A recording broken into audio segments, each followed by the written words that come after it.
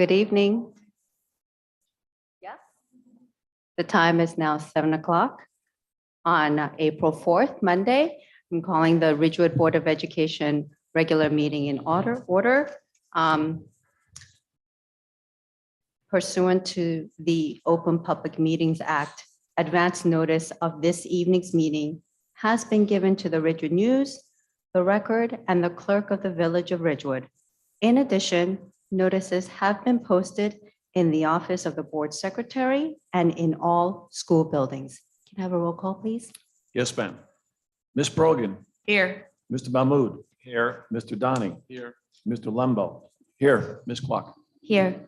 Please rise for the Pledge of Allegiance.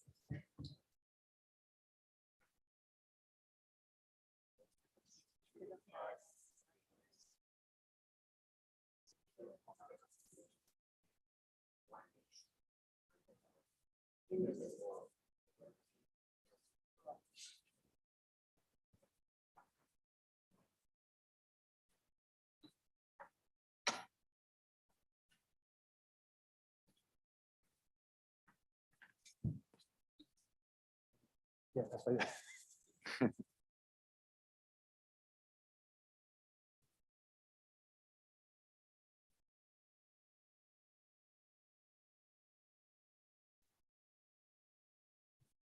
right, so tonight we're going to recognize two retirees. We'll start with Dee Abatello. Why don't you come on up? Dr. Kashmani will be here to speak about you. We recognize Dee a couple, I think the last board meeting on the agenda, but she wasn't able to join us. So tonight's her night to shine. So, all right.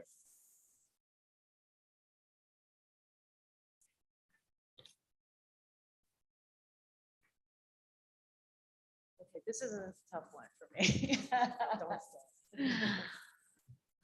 The retirement we're celebrating tonight is particularly tough for me. Since the first time I entered George Washington Middle School, Diane Kukin, now Diane Abatello, proved herself to be an outstanding science teacher with classroom practices and skills way ahead of the norm. She was eager to learn about my time as an educational consultant and all the things I saw working well in classrooms across the state and country, and eagerly tried many new approaches to real-world problems, as well as assessment and differentiation of instruction. She also worked hard to make me feel at home and connected in the school, as well as supported by the teaching staff. Dee became a member of my teacher leadership team and helped lead our staff in creating our GW mission and vision. She also dipped her toes into the administrative pool, interning in my office and considering how she might use her leadership skills to impact a broader group of people. She has also helped develop curricula, convinced me of the importance of STEAM education when it was just beginning to be discussed, and has always been an eager collaborator with colleagues across content areas. She is a can-do person, never staying in a negative space for long.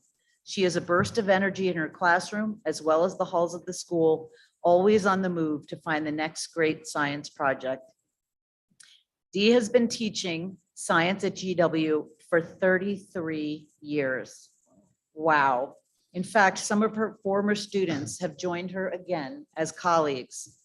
Dee's classes are hands-on, offering amazing experiences during which students can explore and discover science concepts themselves, rather than spending too much time reading and memorizing information. What better way to really grasp the concepts? One of my favorite projects Dee has done with her students involves them working with the concept of R-value, or thermal energy transfer of insulators. To do the project, students modified shipping containers to maintain a constant temperature for a 10-minute period in both heat and cold.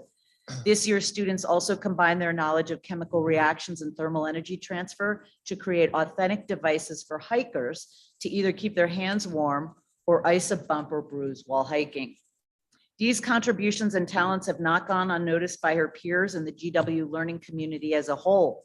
Naturally, she has been named Teacher of the Year, and perhaps most impressively, has never slowed down. She keeps coming up with great ideas and working to implement them year after year. No burnout here. I have already had so many students and families convey how very sad they are that younger siblings in Godwin House will no longer have the famous Miss K, now Mrs. A. Her shoes will be pretty impossible to fill, that's for sure. D, you have excelled at helping others, like when you joined the Cambodia Club and helped raise money to build our sister school. And then you decided it was time for GW to get involved in STEM competitions and even hosted county competitions at GW. You also volunteered for the DC trip and the student teacher volleyball games. And of course, you've been highlighted in our GW faculty numbers when we've held talent shows. Your school spirit with incredible costumes and themes for Oktoberfest have been second to none. In short, you are a member of our community in every sense of the word. Teacher, colleague, innovator, expert, helper, supporter, leader, and of course, friend. Like several of your colleagues who have chosen to move on from teaching last year in this, you were one of the OGs of GW. Best of luck in the next chapter of your life, Dee, and don't forget, I think the state is allowing retirees to come back after a period of time to help out with the teacher shortage. So let's just say we hope to have you be back at GW soon. Be well, have fun, and enjoy your next adventures, Dee. You deserve it.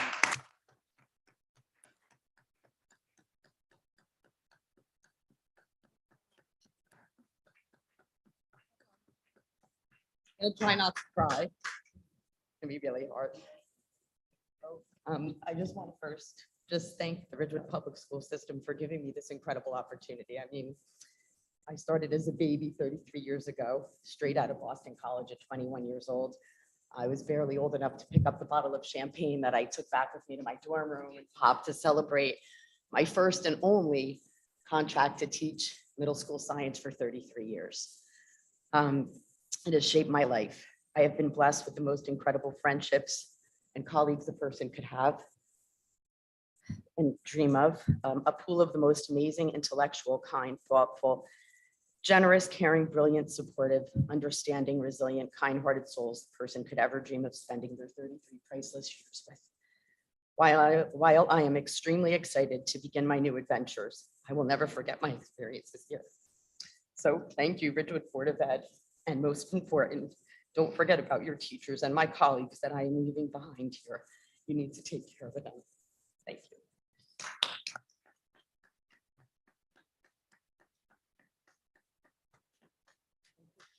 you. That was beautiful. Thank you, Dee. 33 years is a long time, and GW wasn't enough. Then you came up to the high school, and you started our STEM club, and you joined us up there, right? Yeah. No, that was excellent.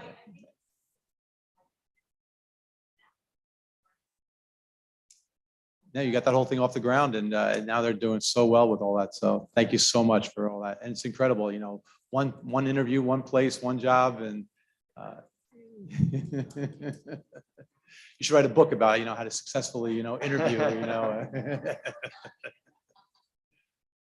All right, we're gonna go to the other side of town. I just wanted to say, Oh, Dee, go ahead. Dee, there's always a place at Super Science Saturday Oh, for that's you if right. you're looking. So. Mr. Orsini, want to come up with Carol Scherer?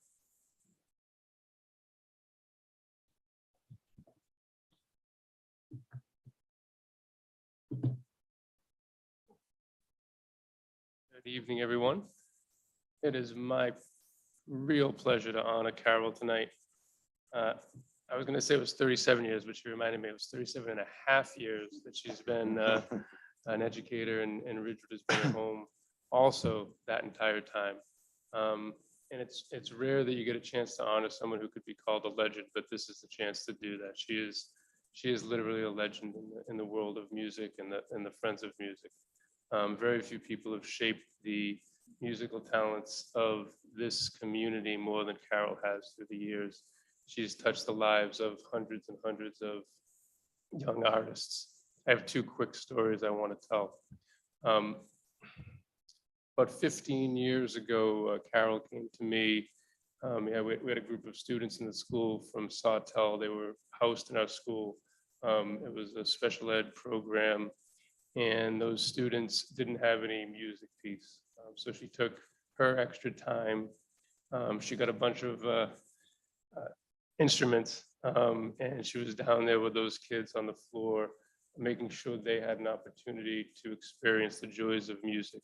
And she's continued working as an extra piece with our most at-risk students through the years, even up until today. And I know they hold a special place in her heart. The second story is I went to see my brother-in-law's band a few years ago. The bass player comes up to me and I say, I work in Ridgewood. He says, and he was an adult, obviously. He says, oh, really? I went to school in Ridgewood. Oh, and I had Mrs. Shara as a teacher. I'm like, get out of here. He, he had continued his lifelong love of music. He was a 35-year-old playing in some club in Brooklyn. But just the impact that she's had on our students and on our community is incredible. The Summer Music Academy in and of itself has shaped and helped thousands really of students grow their musical abilities and their love of music. And if you've ever been to a concert, a strings or orchestra concert in Ridgewood, you will know what real talent of kids is, but it's a lot of hard work and dedication. And Carol embodies that for her kids and for our community and our school. Real quick facts, she's also a very talented performer. She's performed with the likes of Smokey Robinson and Tony Bennett and Sarah McLaughlin. And she's also, at this point, tuned approximately 2,612,448 strings through all of the concerts that she's been in through the years. Carol, we love you. We're going to miss you.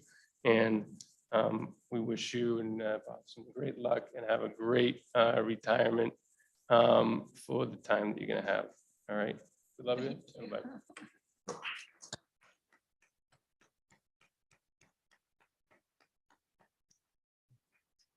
Just before we came over here, Tony said, you're not going to cry, right? And then I came up and saw this retirement recognition. And I'm like, oh, thank you so much, Tony. Thank you to the Board of Ed. I cannot fathom that this is retirement for me. In many, many ways, I feel like a brand new teacher. And I want to say a special thank you to this district. After I'd been teaching here about 14 years, I applied and received a sabbatical for an entire year, and it changed my life, and it completely refreshed and reworked my teaching. So that's something, putting energy and money and care into the staff with an opportunity like that, or anything like that with staff development, is so valuable. And I believe that refreshment and joy and curiosity that I got to follow during that year really enriched my teaching. And it was something directly that I could give to the students. Also, the fact that the Ridgewood schools hire professionals that are active in the field that they are teaching. I can't even tell you how wonderful it's been to me to work with professionals and then bring those experiences to my students. At one point, a number of years ago, I was working on a Broadway show during a leave year that the board granted me. And there was an album that was recorded as a fundraiser for a student, a person that had medical issues, who was the head of, who would belong to the daughter of the music director of the show. And I had students from Ridgewood High School come to New York to play on that album with Broadway performers, just because they were students that I had and I knew that they could do it and they wanted to participate.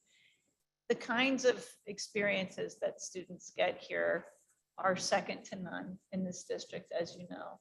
And something I feel is that the teachers also can have experiences that are second to none with the right support and the right care. And so I want to say thank you to all of you. And thank you, Tony, for all the opportunities at BF. And please continue to take really good care of your staff, and it will continue to pay off in all the lives that are affected here by the district. So thank you.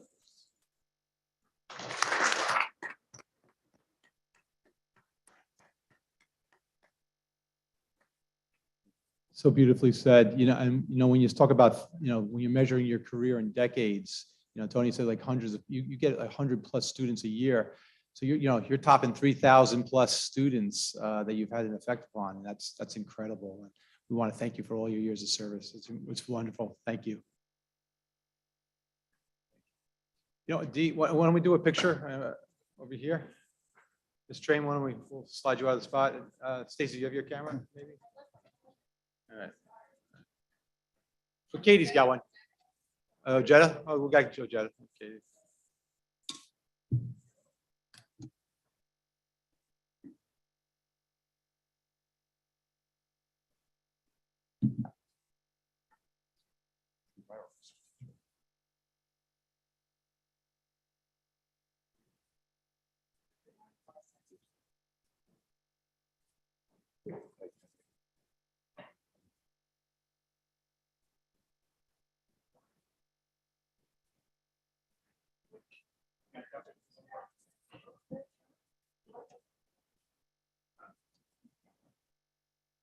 He's going to Photoshop you out. Don't worry about it. So.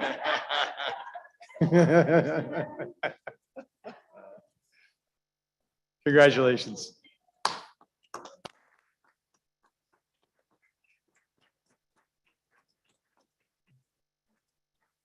We have another retiree that couldn't make it tonight, Ms. Shelley Stanton, who's from the community school. She had 25 years of service. So if you think about the three of them together, it's almost 100 years of service that's retiring here in front of you. So we really appreciate everything you've done. Thank you. All right, Ms. Train, tell us what's going on at the high school.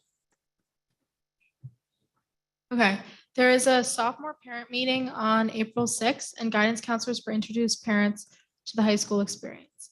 As of now, all of the college decisions have been released, and seniors are now making pro and con lists. Well, at least I am. And they're visiting schools and making deposits for their next year's tuition. The seniors' decisions are due by May 1st. The student body is counting down days until spring break. Most seniors and juniors plan on going on college visits, and the underclassmen cannot wait for a well-deserved break from school. There were 4 coaches at Ridgewood who were named the 2022 Big North Conference Freedom Division Coaches of the Year. Mr. Saladino for indoor boys and girls track, Miss Centrelli for winter cheer, and Mr. Schulk for girls swimming, and Mr. Choi for boys basketball. The baseball team also had a car wash yesterday from 12 to 4 p.m. to raise money for their program. Their next game is at home against Evanston on the 5th. The boys varsity JV and freshman track teams competed in the Pulowski relays on the 2nd. The team placed first in 4 separate relays and placed top 5 in many other events. Girls varsity football was at a Jets event at MetLife on Sunday. The team did drills with 5 other teams and scrimmaged Metuchen at the end. They won their scrimmage and learned a lot of new strategies while also having fun. The band's spring concert was on the 29th, and thanks to Ridgewood Friends of Music and Ridgewood Band Association, it was held at the Westside Presbyterian Church. This marked the first time the band has done a spring concert since 2019. The choir and orchestra concert have their spring concert tomorrow at the Westside Church as well. This is the second to last concert of the school year. All of the different choir groups are practicing all afternoon tomorrow in preparation for the performance. RHS Maroon Men went to ICHSAs last weekend. They had a great performance and enjoyed participating in the event. Ben Harris, an amazing singer and also actor who's in my concert cast, won the Outstanding Soloist Award at the event. Asian Fest was last weekend, and on the first, classes watched acts in the show as part of their class period. I went during my sociology class for an hour, and I think it topped the last Asian Fest performance I saw. Project Interact is helping out with Easter in Van Ness on April 10th. And in total, they raised approximately 6,250 donations for Ukraine. They're still looking for a specific charity to donate their funds to, but they're still collecting donations as well. The debate team went to districts last weekend. 2 teams attended, and the senior team, which is Jonah Wonder and Marcus Phillips, did very well. They made it to the final round before nationals after winning 3 previous rounds and were super proud of their performance. 2 weeks ago in the states competition, Julian Marlin and Ruth Van won in the parliamentary debate. That marks the end of this year's debate season. And that's all I have. Thank you. Wonderful to hear all the events are happening again. Yeah. And I think that was girls flag football that we were talking about, which is new this year. So Yeah. that's really exciting. Mhm. Absolutely. Thank you, Nora.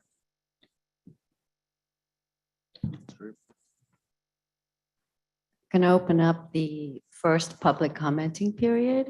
We'll take comments from those present before we go to the phones. As usual, there's a 4-minute time limit. There should be a clock. I'm going to remind you closer we get to the 4 minutes, just to wrap things up so we can get everyone's comments in. Please sign in and please state your name and address for the record. Welcome.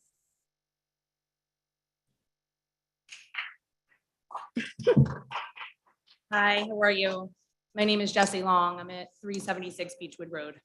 I grew up here in Ridgewood, moved back in 2014. I have 3 children in the school system, a 7th grader at GW and a 4th grader and kindergartner at Ridge. In addition to being a mother, I'm also a pediatrician. The past 2 years have been challenging on many levels. I'm here tonight to specifically talk about some of the challenges our kindergartners have faced, especially those at Ridge Elementary School. The pandemic negatively impacted school readiness among our young children.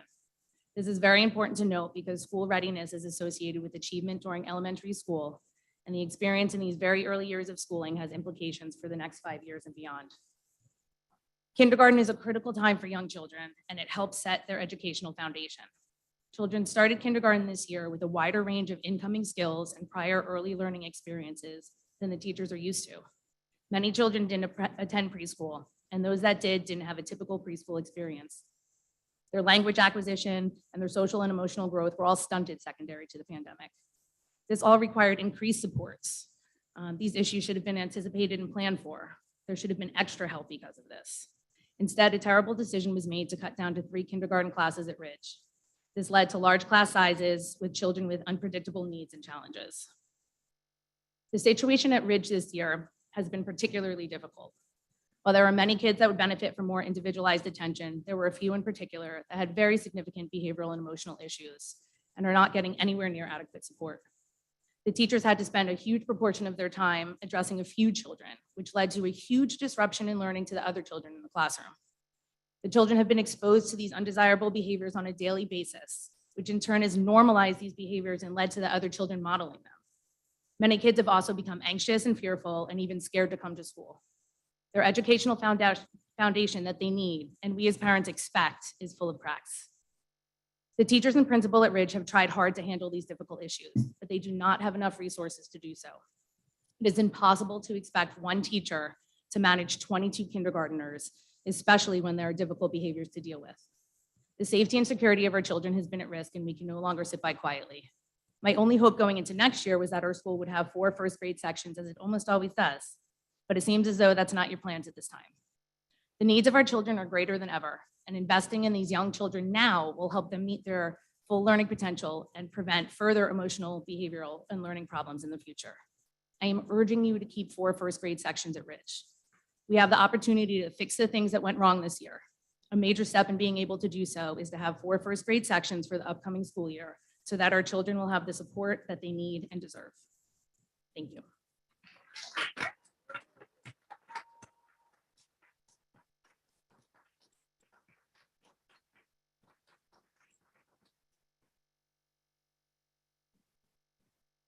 Good evening. Craig Shortman, 49 Park Slope. I came here with my wife, Lisa, in 2017. We have 3 small little girls, 7, 5, and 3. So 2nd grade, kindergarten, and pre-K. So we're not even close to finished. We're just starting out in our educational careers here. My wife grew up in Glen Rock. Mr. Roper is her stepfather. He was a guidance counselor for many years within Ridgewood. And we came here because of the schools. And I am not an educator. I'm not a professional in regards to medicine or otherwise. I'm here as a concerned parent. So as Dr. Gorman knows, given our experiences over the last week, my daughter Vivian is in kindergarten. She is in one of these classes with 22 kids. And unfortunately, they are just not getting what they need, to the point where, as discussed, and you'll hear throughout the night, there are many instances in which it is disruptive in the classrooms.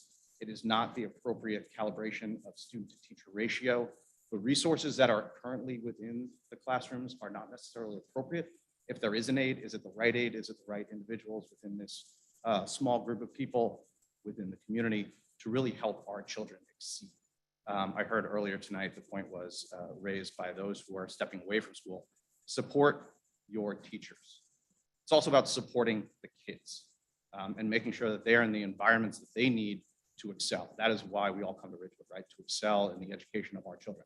That is the greatest gift any of us can give to the community and to our families as our children. My daughter Vivian was quite literally assaulted in the classroom. It took 2 adults to take one child away and extract them from the incident. My daughter was fearful to go to school. We pulled her out. As a parent, to have a conversation with your child about self-defense, personal space, school being an unsafe environment, that is completely and utterly unacceptable. This is not something that is unique to my family. I just happen to be here as a representative of many who are concerned about what is being considered here at the school and within the district, but also what this ultimately means for that entire grade. This is a generation, right? It's not just the kindergartners, it's first grade, it's second grade, it's the elementary school as a general matter, and then you have the next wave coming through. These kids are being asked to do so much. Post-COVID is a unique environment for all of these little minds to figure out right and wrong, appropriate, inappropriate. They need more guidance, they need more evaluation, they need more intervention as needed. But that only comes with additional resources within the classroom. So as a parent, I beg you to not do this. Clearly, this has had an impact this year. Right the wrong. You have the opportunity to make a considerate and thoughtful decision around our children. We all have choices as to where we take our children, how we raise our children, the needs that they may have and serve them appropriately, but that only comes with the support of the district. And so again, I am not here as an individual.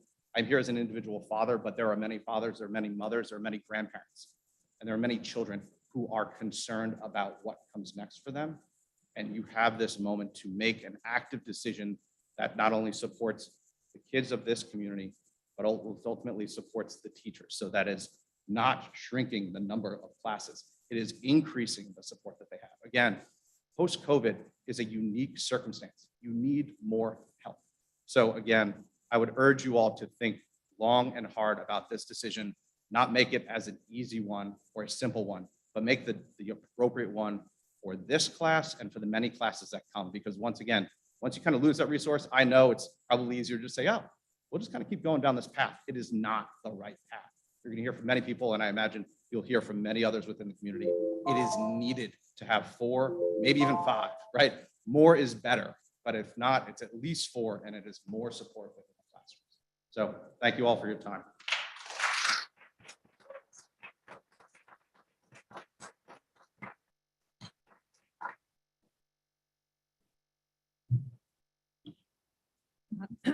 Whoa, slow. Hi, good evening. Thank you for having us. My name is Blair Uniac. I live at 194 Beechwood Road. I am the mother, I'm going to read my letter because I'm better with reading, but I'm the mother of a kindergartner in Mrs. Poulis's class at Ridgewood in Ridge, and I'm also a psychiatrist on faculty at Columbia University. Our families resided in Ridgewood for the past 7 years. We've been members of the Ridge Elementary community for the past 4 years, beginning with my son in Mrs. Blatt's kindergarten class back in 2018. I was really excited for my daughter to join the Ridge community this year. It's provided a nurturing and yet academically challenging environment for my son, despite the turbulence and the interruptions brought by the COVID-19 pandemic. Unfortunately, my daughter's experience at Ridge has thus far been quite different. While she adores her teacher and she's formed many close friendships with several of her peers, we've had innumerable conversations about her fear of going to school and being hit, kicked, pushed, or tackled as has happened on several occasions. It's jarring to hear your 6-year-old describe having to have a plan to avoid being hurt by another student, which in her case involves running to the corner and hiding, or being informed that her learning has been interrupted frequently by having to leave the classroom with her peers while attempts are made to resolve dangerous behavioral issues happening in the classroom. As a parent, I've been worried for her safety, and I've been frustrated at the reality that there have simply not been enough supervising adults or effective interventions implemented to protect all of the children in the classroom. While I had hoped that Nora's initial introduction to elementary school would be to help foster a lifelong love of learning and intellectual curiosity, I fear that she has also learned that school is not always a place where she will be protected. As a psychiatrist who works almost exclusively with adolescents and young adults, I have witnessed firsthand the meteoric rise in anxiety, mood, and eating disorders in our youth in the wake of the COVID-19 pandemic. While the emergence of severe mental health issues is multifactorial, unstable, unsafe, and unpredictable home and school environments are well-validated, robust contributors to the development of future psychopathology. While my pediatrician and child psychologist co-parents and colleagues in the Ridge community can testify better than I to the immediate ramifications of an unstable and under-supported academic environment on both learning as well as child social and emotional development. Much of the anxiety and the associated maladaptive behaviors I see in older youth and adults have their origins in the behavioral and psychological patterns that are established earlier in childhood.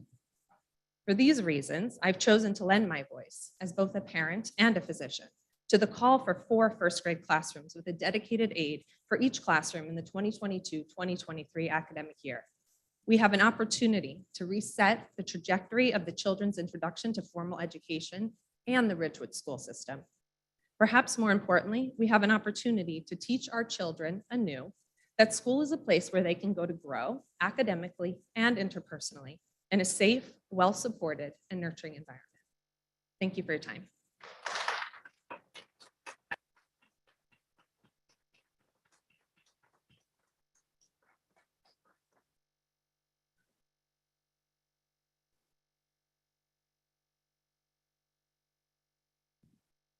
Good evening. My name is Tanya Ramos. I live at 389 Crest Road. I have a daughter in kindergarten and a son in first grade at Ridge. I agree with everything that has been said so far tonight by parents. A mistake was made last year in having only 3 sections for the kindergarten class, and this mistake cannot be repeated next year. These kindergartners entered school during unprecedented times when, if anything, there should have been additional help and support, but instead the 4th section of kindergarten was cut. This led to very large class sizes, and due to the large class sizes, there has been inadequate support and supervision in the classroom, as well as at recess and on the playground. My daughter, along with many others, has been kicked, punched, and shoved many times due to the lack of supervision. History cannot repeat itself next year. The first grade needs 4 sections. In fact, the present first grade currently has 4 teachers. Therefore, this will not be at an additional cost. Properly trained aides are also needed in the classroom and at lunch recess. The proof is in the harm that has been caused to these children this past year. Due to the large class size and lack of proper support and supervision, problematic behavior has been normalized. The teachers have tried their best. We are in very strange times with this pandemic, and some of these young children have never been in preschool or have had a disrupted preschool experience. This is not the time to focus on cutting costs. Please also note that more than 80% of the Ridge kindergarten parents have signed a petition in support of 4 sections for the incoming first grade, as well as more qualified aides present at the school due to the immediate safety concerns and well-being of all of our children. We implore you to maintain the 4th section of first grade. Thank you.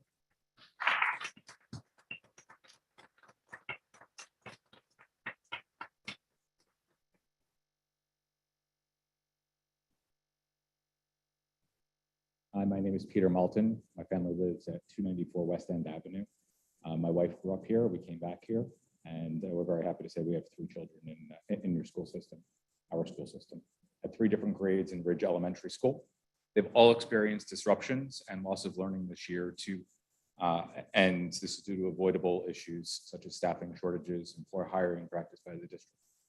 Here are a few examples. This year, our eldest son fell victim to the policy that his grade receives only 1 aide in order to maximize the shared aid capabilities. A top criteria of his IEP is difficulty in transitions and change, which directly affects his ability to learn. This policy forced him into a classroom with a known maternity leave teacher. This is the 2nd year in a row that this has occurred. Knowing the disruption it caused before, we pleaded with the administration for an additional aide in order to change teachers. This request was denied. There are only 5 aides in all of Ridge. His aide has changed 4 times already this year and was left with no aide for several weeks. Try to follow this thread. Keep in mind, my child struggles with change. His teacher went on maternity leave. The aide became the teacher. The temporary aide came into the class for a few weeks until an aide finished their maternity leave in another class. Unbeknownst to us, this new aide apparently quit to take another opportunity in another district, leaving our son with no aide for a few weeks, as there was no extra staff to fill during the hiring process. While a new hire went through the board approval, a temporary aide was finally found by removing an aide from our youngest son, the kindergarten class. Right before a new hire began, the aide in our daughter's class, 2nd grade, quit. To avoid another transition for our son, we accepted to maintain the temporary aide, and the new hire went to fill the vacant spot in my daughter's grade, leaving the kindergarten class void. This week, his teacher returns from maternity leave and he switches back to his original aide. He has no stability and established no routine or growth due to the constant changes and substitutions in the supporting staff because the district has been unable to hire and retain proper coverage. This is a shared aide, so he's obviously not alone. Other items, our kindergarten son complains daily of children misbehaving, kids getting hurt, and having to stop lessons while the teacher keeps someone who's having a tough time in order. The other day, he was kicked in the jaw during another kid's tantrum. We begin to question if he's even safe in the classroom. Our children have running jokes on how many behavioralists will be called to a classroom on one given day. Our daughter was supposed to begin BSI at the beginning of the school year. She was without the service for 5 months because staffing was not be able to be secured to teach it.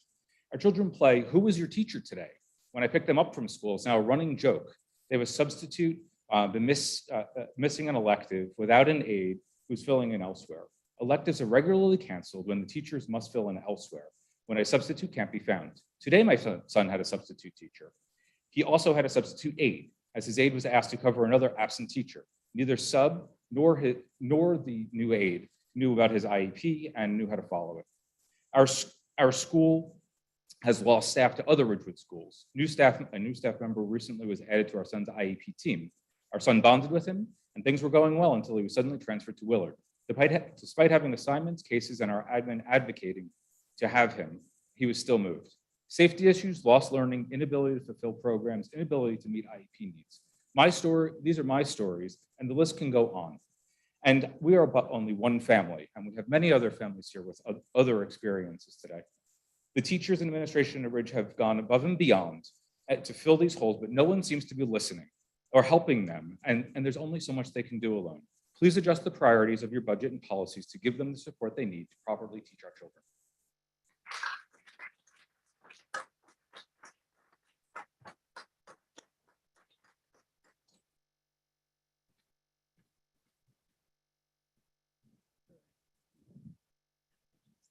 Okay. So my name is Jean Whitehead, and I live at 170 West Ridgewood Ave. I'm the parent of 2 children at Ridge Elementary and the Ridge HSA president. I'm here tonight because there is a serious staffing shortage at Ridge. An issue that could have been prevented has continually been ignored and needs to be remedied immediately. We are coming out of a pandemic where kids need more help than ever, and those needs aren't being met. The teachers are not to blame. The school administrators are not to blame. No, the blame clearly falls on the district's unwillingness to place needed staff. It is clear that the staffing shortage has created an environment that is not conducive to learning. Basic skills instruction, a program designed to support those children who need help in core areas, is being offered and was then canceled because we didn't have instructors to lead the classes.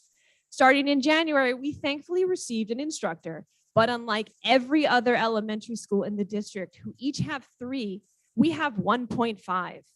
Classroom aides assigned to specific students with IEPs are being pulled from their students in order to stand in for other classroom teachers when regular substitute positions are not being filled. Why is there a shortage of substitutes? This is not news to you. There's an issue that was brought up at previous board meetings. The answer is clear. Ridgewood does not offer competitive pay to those filling these roles. Why would anyone come to the Ridgewood district as a substitute for $115 per day when they can go next door to Saddle River or Fairlawn for $175 per day, or receive $200 a day if they go to Wyckoff or Franklin Lakes? Substitute teachers receive $200 a day in Wayne, Hackensack, and Oakland, and Clifton offers $240 a day to substitutes. Why are we not paying a competitive rate? Why does it cost an applicant over $200 to apply and take up to 5 months to get through all the red tape of the application? The lack of substitute teachers is an easy fix. Pay them a competitive rate and streamline the application process. Specifically to the shortage of aides in our school, let's talk numbers. Before the cuts of Chris Christine 2010, Ridge had 20 aides within the building for around 470 students. By 2016, we were down to 13. Now we have 5. That is 5 aides to meet the needs of more than 460 students at Ridge. The students who are coming out of 2 years of interrupted learning due to this pandemic. As a district, you advertise a 13-to-1 classroom size ratio. Even with the addition of aides to the count, almost none of our classes meet that quota. The average for New Jersey public schools is 19-to-1, and yet still, most of our classrooms don't even meet that standard. As a district, you advertise roughly a $16,500 expenditure per pupil. The per pupil expenditures of surrounding districts like Franklin Lakes is over $26,000. Saddle River is over $24,000. Park Ridge is over $23,000. Teaneck is over $22,000 per pupil, and so on. The district staffing policies are hurting the foundation of the earliest learners that will have domino effects 5 to 10 years down the road. The decision to cut a kindergarten class and only have 3 was short-sighted and ill-advised. Ridge needs more aides, more substitutes, and a 4th first grade next year. I told you I came here to talk about the staffing shortage at Ridge, but let's be very clear. This is district-wide, a problem created by the long-standing trend of cutting support in our classrooms, of eliminating aides and maximizing class size without sufficient support. You are setting up our earliest learners for failure. The pandemic has highlighted this, and now is the time to change it. Teachers are using Herculean efforts to educate with less and less resources being afforded to them, less and less resources being afforded to our children. These are structural issues that can be fixed with schedule and money. You have the money, check your priorities, and use our tax dollars in a way that directly benefits our children's education. Thank you.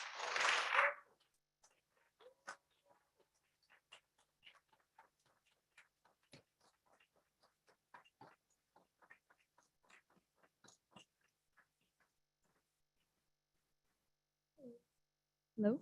Hi. My name is Jenna Benson. I live at 117 John Street, and currently I'm a junior at RHS. Over the past 2.5 weeks, or about 2.5 weeks ago, me and some friends created a group called RHS Tired Teens that's currently advocating for later school start times. Around the same time, we started petitioning for the following. The American Academy of Pediatrics recognizes insufficient sleep in adolescents as a public health issue and endorses the scientific rationale for later school start times. We, the students of RHS, would like to see the following schedule changes implemented in our 2022-2023 school year to come. An 8:30 start time, a 3:05 end time, and no 90-minute periods. Over the past 2.5 weeks, we have amassed 1,171 signatures, just over 2/3 of the student body. If this were a congressional democracy, the bill would have passed. However, we as students don't have that much power. However, we can come to a public forum such as this and plead for you to make the changes we so desperately need and for the most part desperately want. I think it's important to mention that a majority of the 1/3 unaccounted for are students we simply did not have the time or opportunity to reach out to. If the issue with later school start times is a lack of awareness as to public opinion on the topic, we ask that the survey proposed back in December be sent out immediately.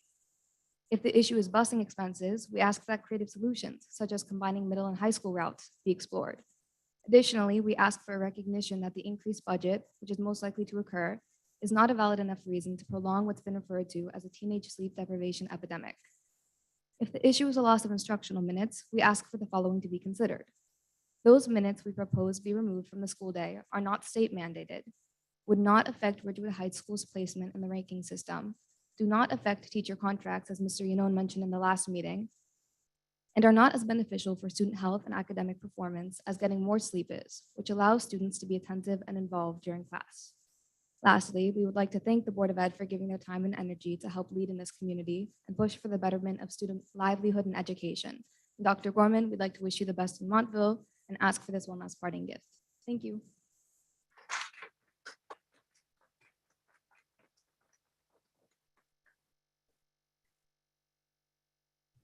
Was that RHS tired teams? I just want to make sure I heard that right.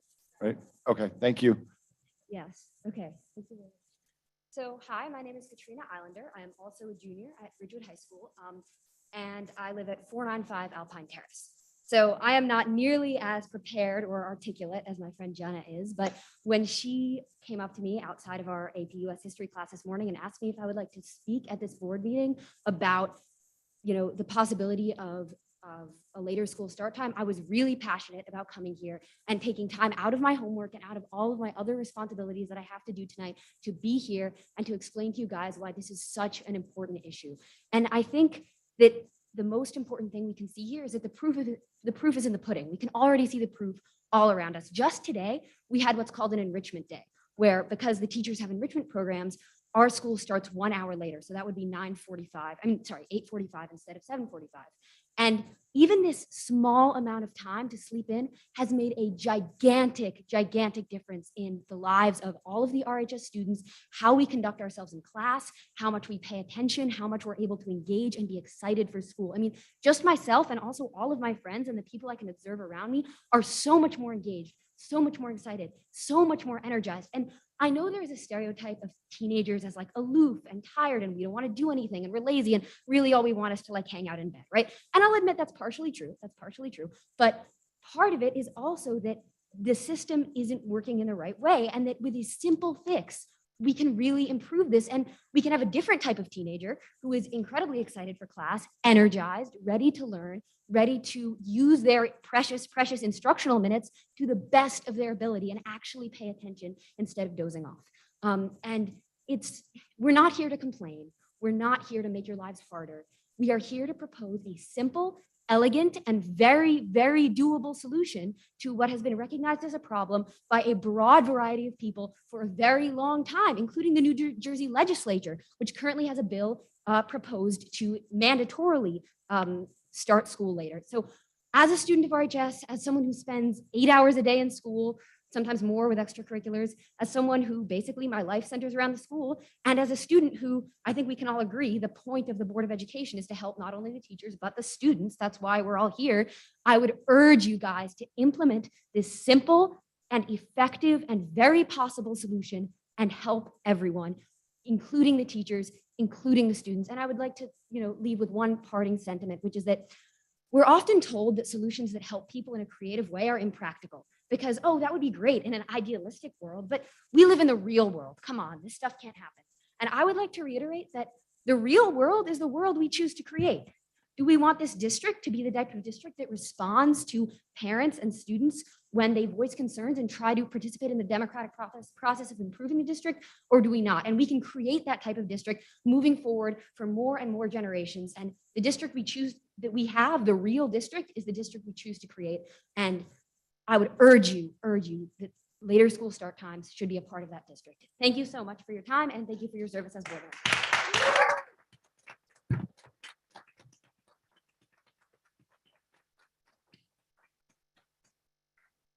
Just want to comment that you mentioned you were not prepared and you did not have a written statement, but the way you spoke, in future, you'll make Ridgewood proud. How you doing? It's John Hoag from 314 Wastina. First off, I just want to say thank you to all the Ridge parents. That was amazing. It's definitely been a very difficult year for a lot of us. Certainly some more than others. So thank you very much for that. It took a lot of courage to get up here. So here we are. Once again, you're hearing a plea, although this time more specific, to get a handle on the staffing issues across the district and certainly specific to Ridge.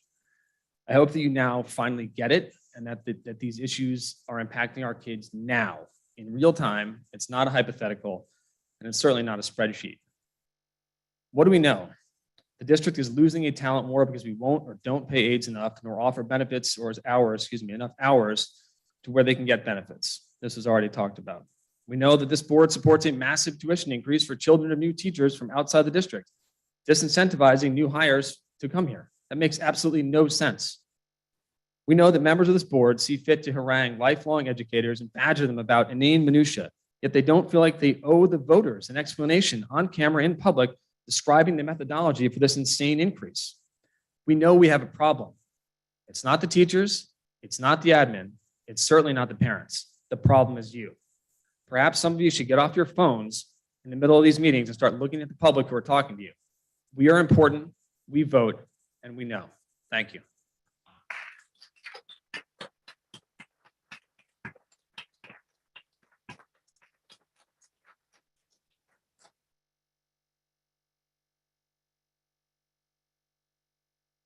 Okay, we'll go to people. Anyone who wants to speak from the phone, please press 9 to raise your hand so we can see that you want to participate in the public comments.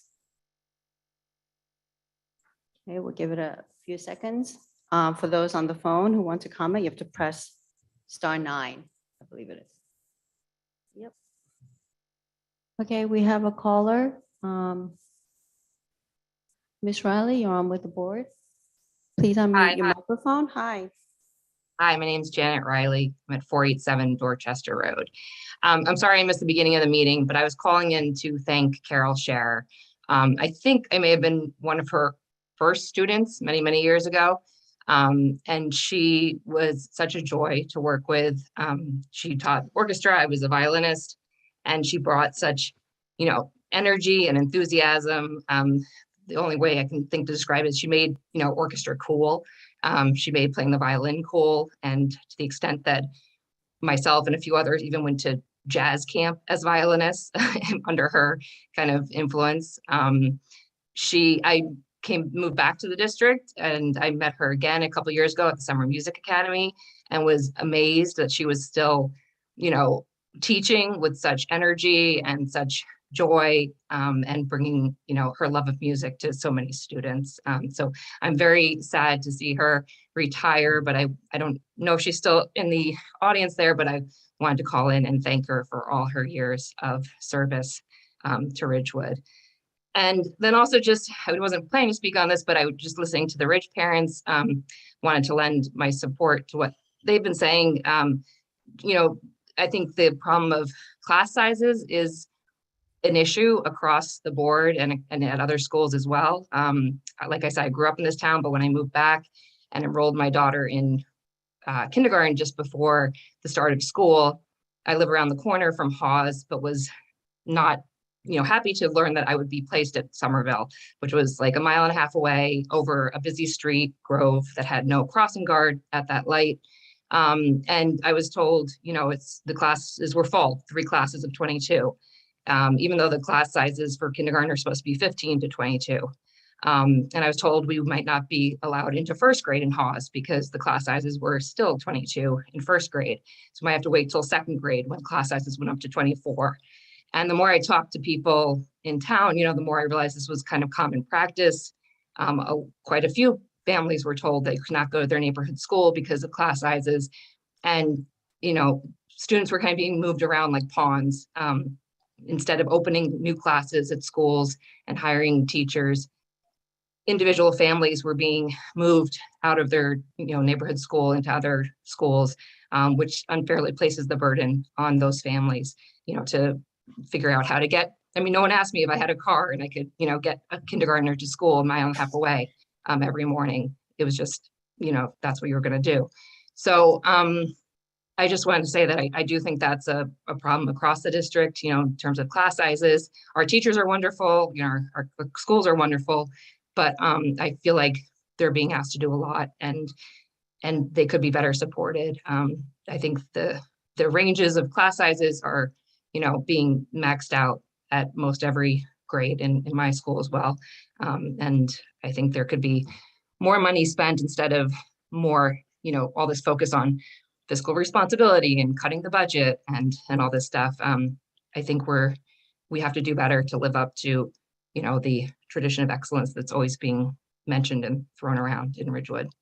So thank you very much. Have a good night.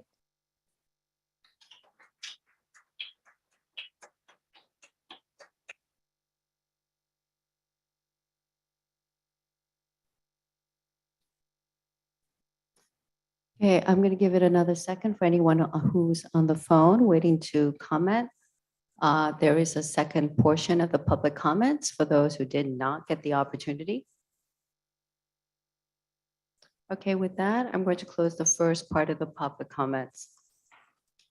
I do have two quick clarifications. The first is there has been some mention of cost cutting or that may have arisen because of the last preliminary budget conversation. And that was a Chapter 44 imposed property tax relief that we have appealed.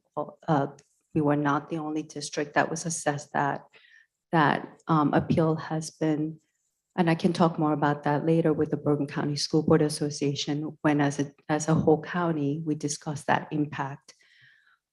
And it was successful. I can talk about that. And then I can update, share with everybody what was discussed at the Bergen County School Board Association when it comes to the committee reports. But I didn't want to clarify that.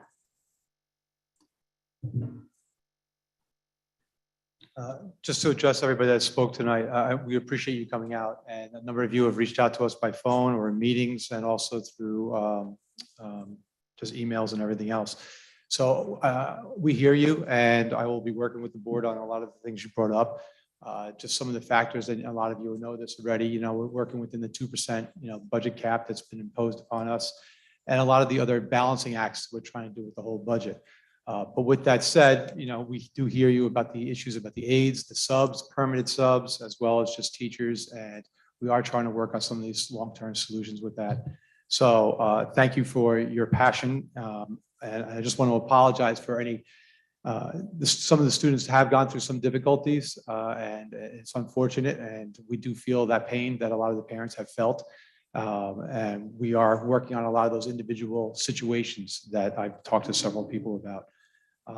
So as we move forward, we are going to continue to monitor this. We're going to continue to try to find some long-term solutions. I'll be working with the board on some of this stuff, and hopefully we can have some solutions. So thank you. Tom, since we're in draft budget season now, maybe we relook at the budget with a lot of this in mind to make sure we're making the right investment. So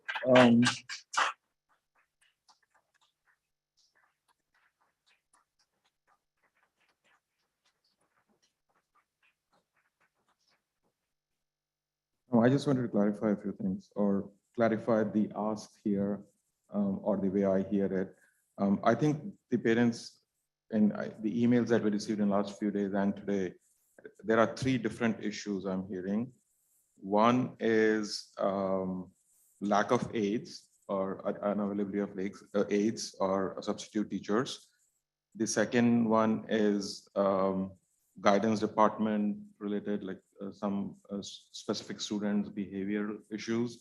And the third is class size or reducing the class size. That was a decision was done this year for kindergarten and next year for first grade. So those are three separate issues, the way I see that. And the parents have collected and provided us a lot of data already, so that they have done all of that research. So I just want to clarify a few things that some of you mentioned budget cuts or reduction in class size.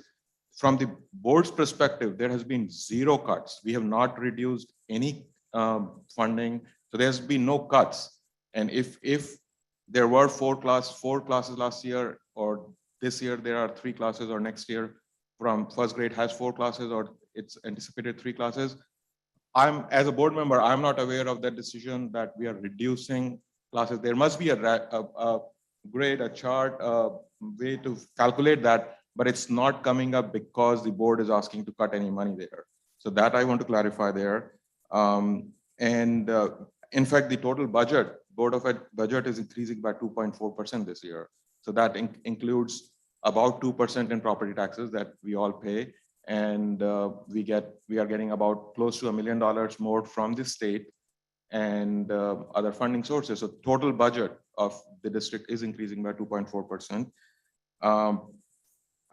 Mr. Martin, you have been for a long time, and you mentioned on the phone, you're here in person today, but you had mentioned the teacher, taking care of the teachers or teacher issues in the past, but this has been clarified only last 2 meetings that we have problems specifically with the aides. Because when we were talking about the out of district tuition and other issues, there were concerns raised, but none of those issues are impacting the aides. So now we know from board perspective that the issue is specifically to aides, the retirements, resignations. We asked for the data, and Ms. Towns provided us the data. And if we compare past 3 years or this year, the total number of resignations and retirements is still about the same. So we have more retirements this year. Previous years we had more resignations, but the total combination of retirements and resignation is pretty stable. It's more retirement this year, but still the overall number is 4 to 5% range, which is in last 3 years. That's what we have received. Yes, we have a problem with aides, but not because of any policy changes related to out of district teachers. So those are just sound bites that the board is cutting the costs, or the board is changing the policies for out of district teachers. None of that has impacted what the issues that you are bringing up here. And so I think we now know that our long-term aides is one of the problems, or leave replacement is one of the problems. When teachers are going on a maternity leave, we are not getting long-term aides. And we looked at the data last few days ago that, and one of the parents also mentioned that some of the other districts are paying more for long-term aides. So that's how, so earlier the board, so I think the administration did increase the substitute rates a few months ago when we were having difficulty finding aides. So daily rate was changed, or something was changed, and we approved that. The board voted unanimously for that, for aides. But for long-term substitutes, I think there are some suggestions that one of the audience member, the HSC president, mentioned. So $115 a day is, we start an aide for first 5 days. That's not our permanent rate. So I personally don't see any reason why we should start at a lower rate. Just people gave a bonus for joining. So maybe we can give them a signing bonus that covers their initial cost of application and streamline the application if we can help there. But we can do a signing bonus, and we don't have to do first 5 days of 115. It can directly start with whatever the rate is. If we agree for 150, 175. It used to be 100 and we went up to 115 Right, this year. Right. After the first 5 days, the 6 days, 150. Right. For 20 consecutive days. Yeah, it's for us, it's not a big difference, 115 versus 150. What if our rate is 150? I personally don't see a reason why we should start at a lower rate. Generally, if we have a problem finding aides, maybe we can give them a bonus, signing bonus, instead of giving them a lower rate in the first 5 days. A joining bonus. Wait, is that aides or substitute? I think that's substitute. Yeah. Substitutes The substitutes, the one that's 5 days and goes up to 150. Substitutes. Yes. Yes. Aides is different. Aides have 3 different rates. Okay. Depending on whether they're ABA aide, an instructional aide.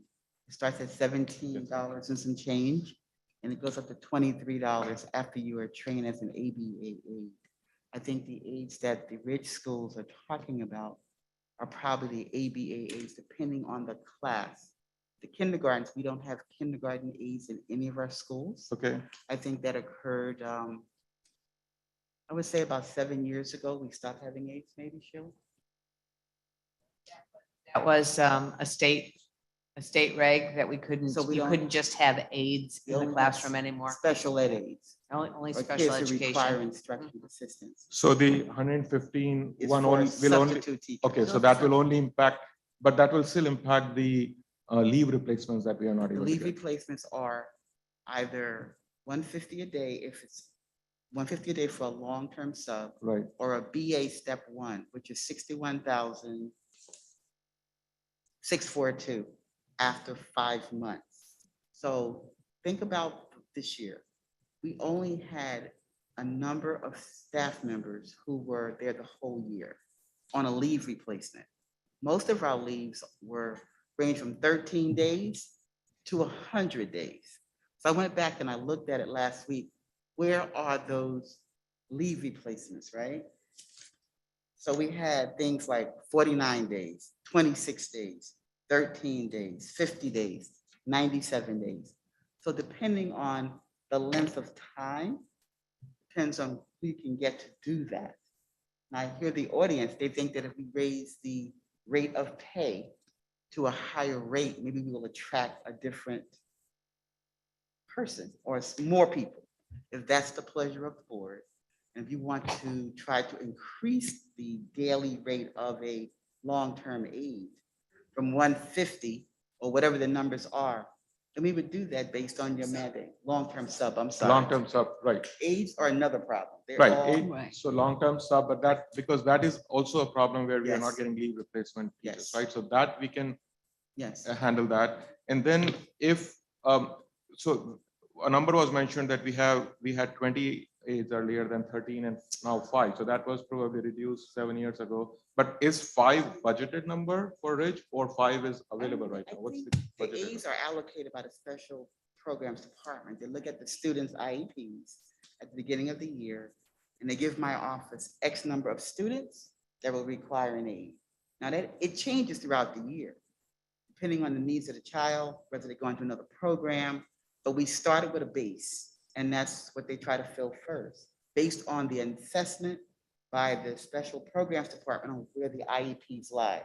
When we assign those aides, then we move to the next section, but kids go in and out of the IRNRS Right. process. But I do know that they're lacking some aides at Ridge right now. So we have more allocated or needed, but we don't It does have. change. Right, Yes. okay. So that is a problem which we have to figure out how to solve. So Absolutely. maybe if it's more advertising, more reaching out, so one way is Apply Track. With Apply Track, I think we are assuming that people will be looking for and then go and apply, but maybe we can push out the ads. We can. Well, it's on the webpage. It's always out. Right, but We can- that wherever you want to means source that somebody who's looking for a position will come here, right? I was And- also listening to some of our community members. $200 is not set by the district. The $200, I'm talking about subs now. Right. That $200 is mandated by the Department of Education. It's $125 for a substitute license that is good for 5 years. Another $60 or $40 is the criminal history review that goes to the Division of Criminal History. So it's around $200 if you add all those things together. It's another $10 administrative fee. That doesn't come to Ridgewood. That goes out to the state to get the documents to become a substitute. When you had a substitute license, it's for 5 years, and you can work anywhere in the state of New Jersey with your 5-year substitute license that must be approved in each local school.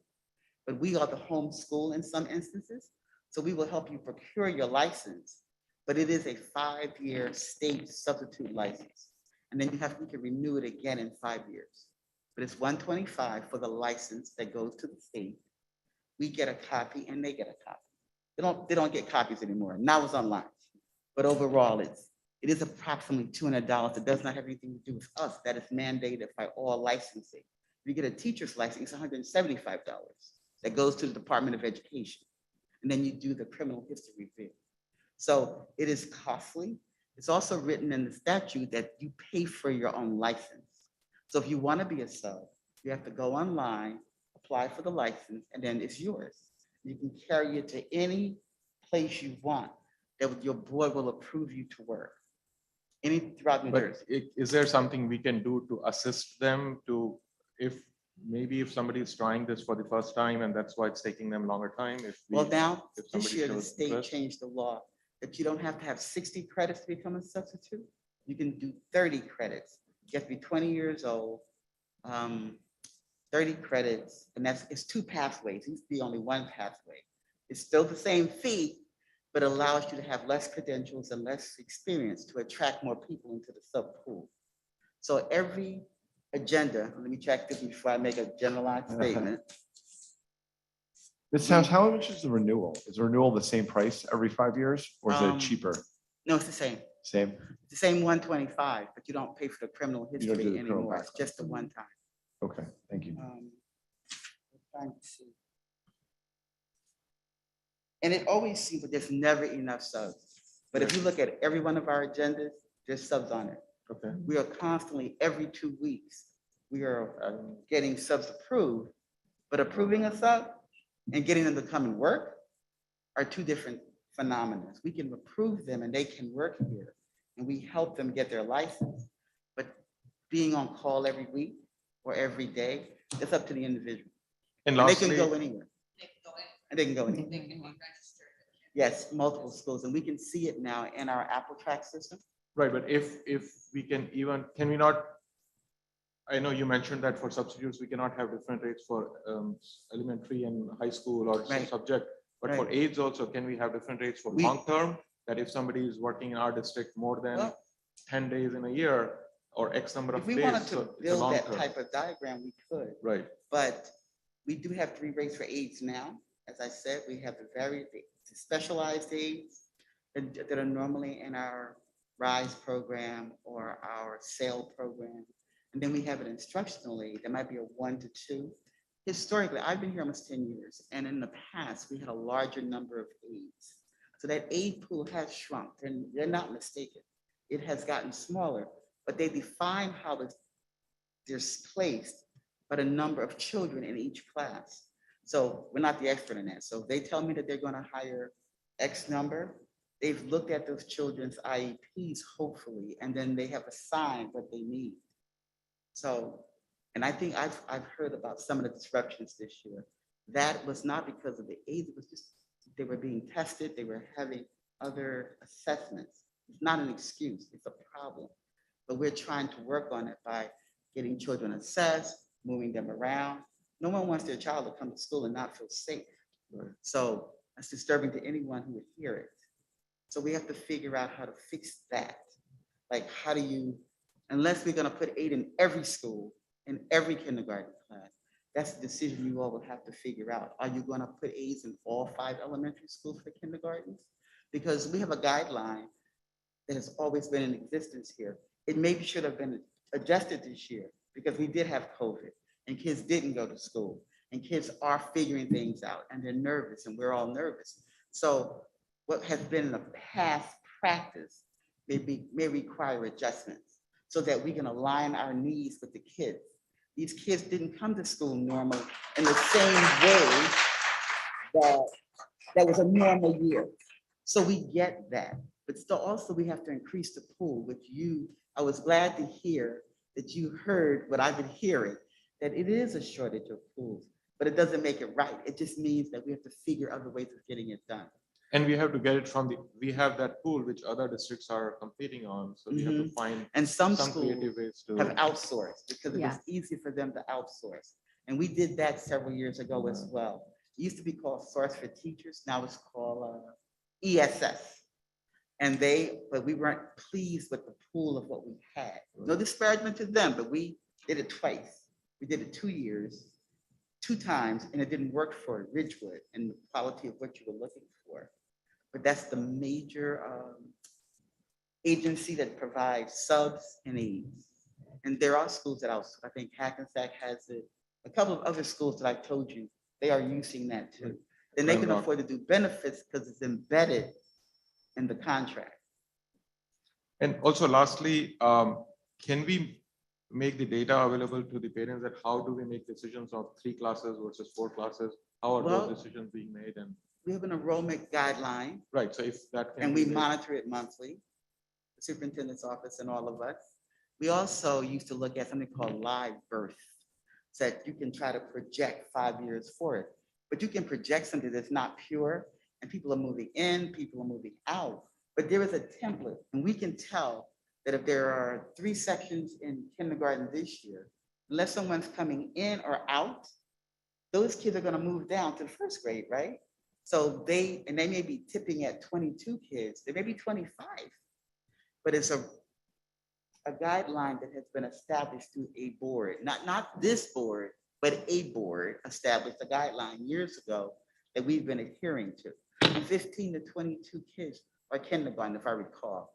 It goes to 5th grade, and it tells you if you have X number of kids, you get 3 sections, you have 4 sections. So they're saying they want a static 4 section for Ridge. And when you do that, you may have 15 kids next year in that group in the one class, or you might have 21. What's the optimal number of kids?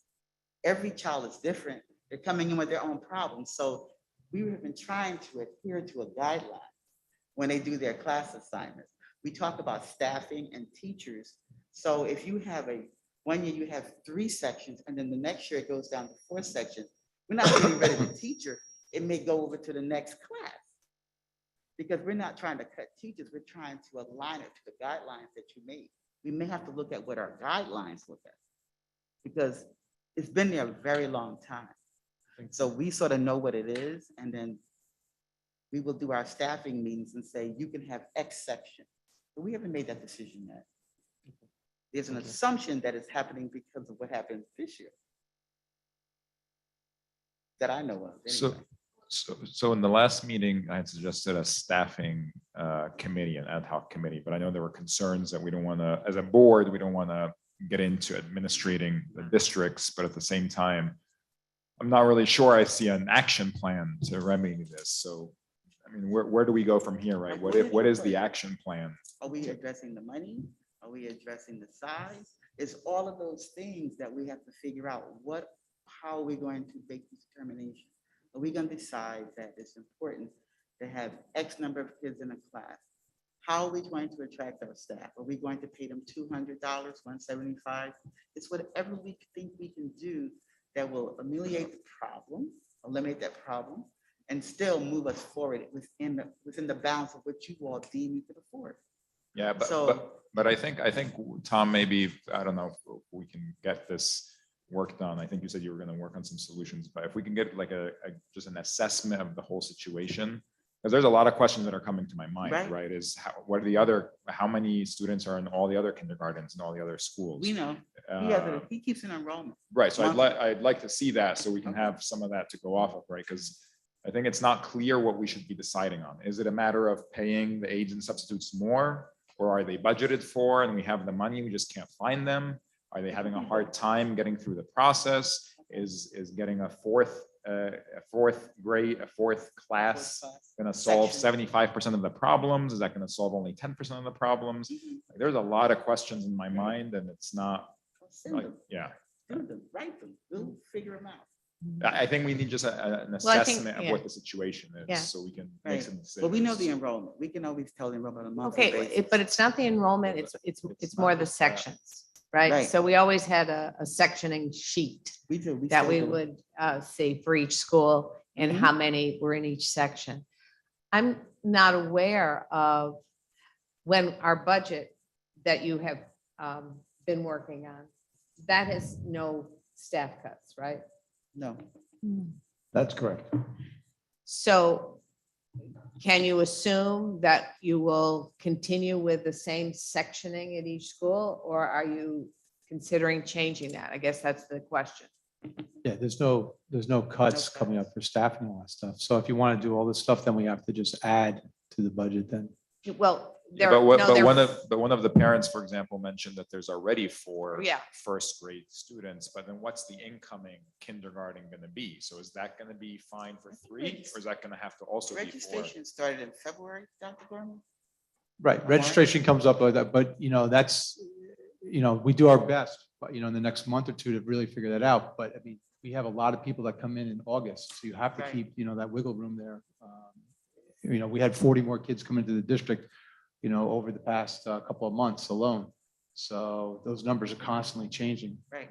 But you have to make a decision by August. So what we normally do is we build the budget, but then you look at a breakage or any monies we might have.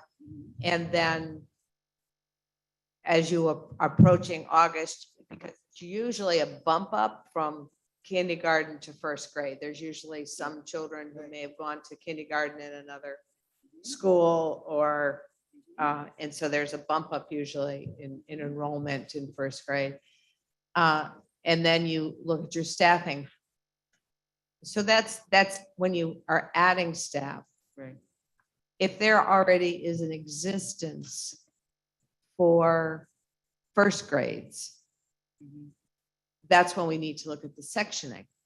What's your current enrollment and what's the projection? And we can look at, it's hard because we have 2 years where we haven't had that normal, but prior to having full day kindergarten, we would see about a 10% increase in each schools from kindergarten to first grade.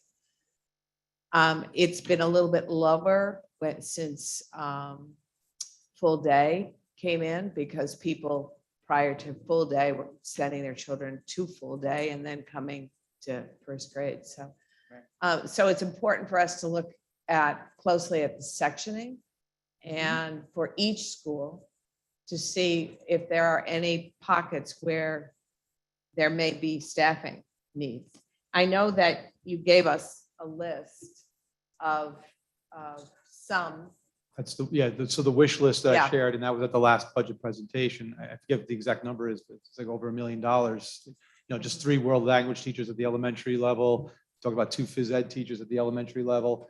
And then if you want to add aides and subs and all that stuff, we'd have to reprioritize a lot of these things and try to figure out, where all this money is coming from. Well, aides, since the governor made that change, and I don't know how many years ago it was, but it was a number of years ago, because when we would approach the class size, whatever, if we were at 25 in 5th grade, we'd add an aide. If we were at 22, we would add an aide to the class. The state came down as that was inefficient. And so we needed to pull all those aides out. And the only aides that I'm aware of are the lunch aides and aides attached to an IEP. Right. But what I was referring to was just if you wanted, I mentioned this at one of the previous board meetings, if you just gave the aides a $2 raise, you're talking close to $250,000. That would be added to that. But for me, Tom, I want to just I need to have a better understanding of like. I'll put it the all holistic in picture. one- Like for one- example, is there a school where the class size is less, for example? Those are the questions we should be looking at to figure out like what is the total What is needs of the your- district, Right. right? And then if we're really maxed out truly on our budget, then we can add more to the budget. Maybe we divert funds from the language arts, the language teachers that we had Right. allocated, right? Maybe that takes a back seat for now. Correct. So we can allocate more to this, but it's hard to really make a decision and say, take more here, take more there, if I don't have a holistic picture of like the district-wide Correct. assessment of where we are. I don't know the guidelines for other schools, but I'll try to find out. Right. And that's what happens over the next 4 months, 5 months, going into almost up even August, depending on, you see how the enrollments are changing. You keep on dividing, you figure out the right formula of where the kids are. And then you add another teacher at the last second if you need it, or whatever you have to do, depending on the breakage, like she just said, and where we are with the money. And then are you still looking at as the new developments go online? That's true too. Yeah, so as these multifamily developments truly become fully leased, we may see an increase Right. there, and we haven't fully seen the Correct. effect of that to date. You're correct. We do need to, we do need to anticipate So that. right, so I'll put everything that was talked about tonight, I'll just put it into one spreadsheet for you, and I'll share that with everybody. Thank I think it's more about just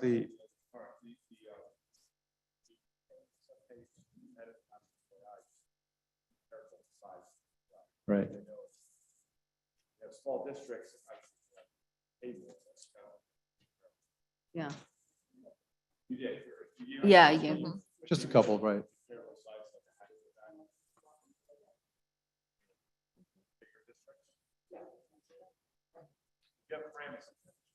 Yeah. Right. Yeah.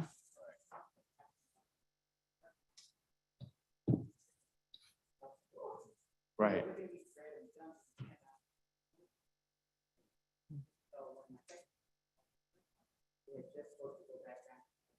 Jumping down.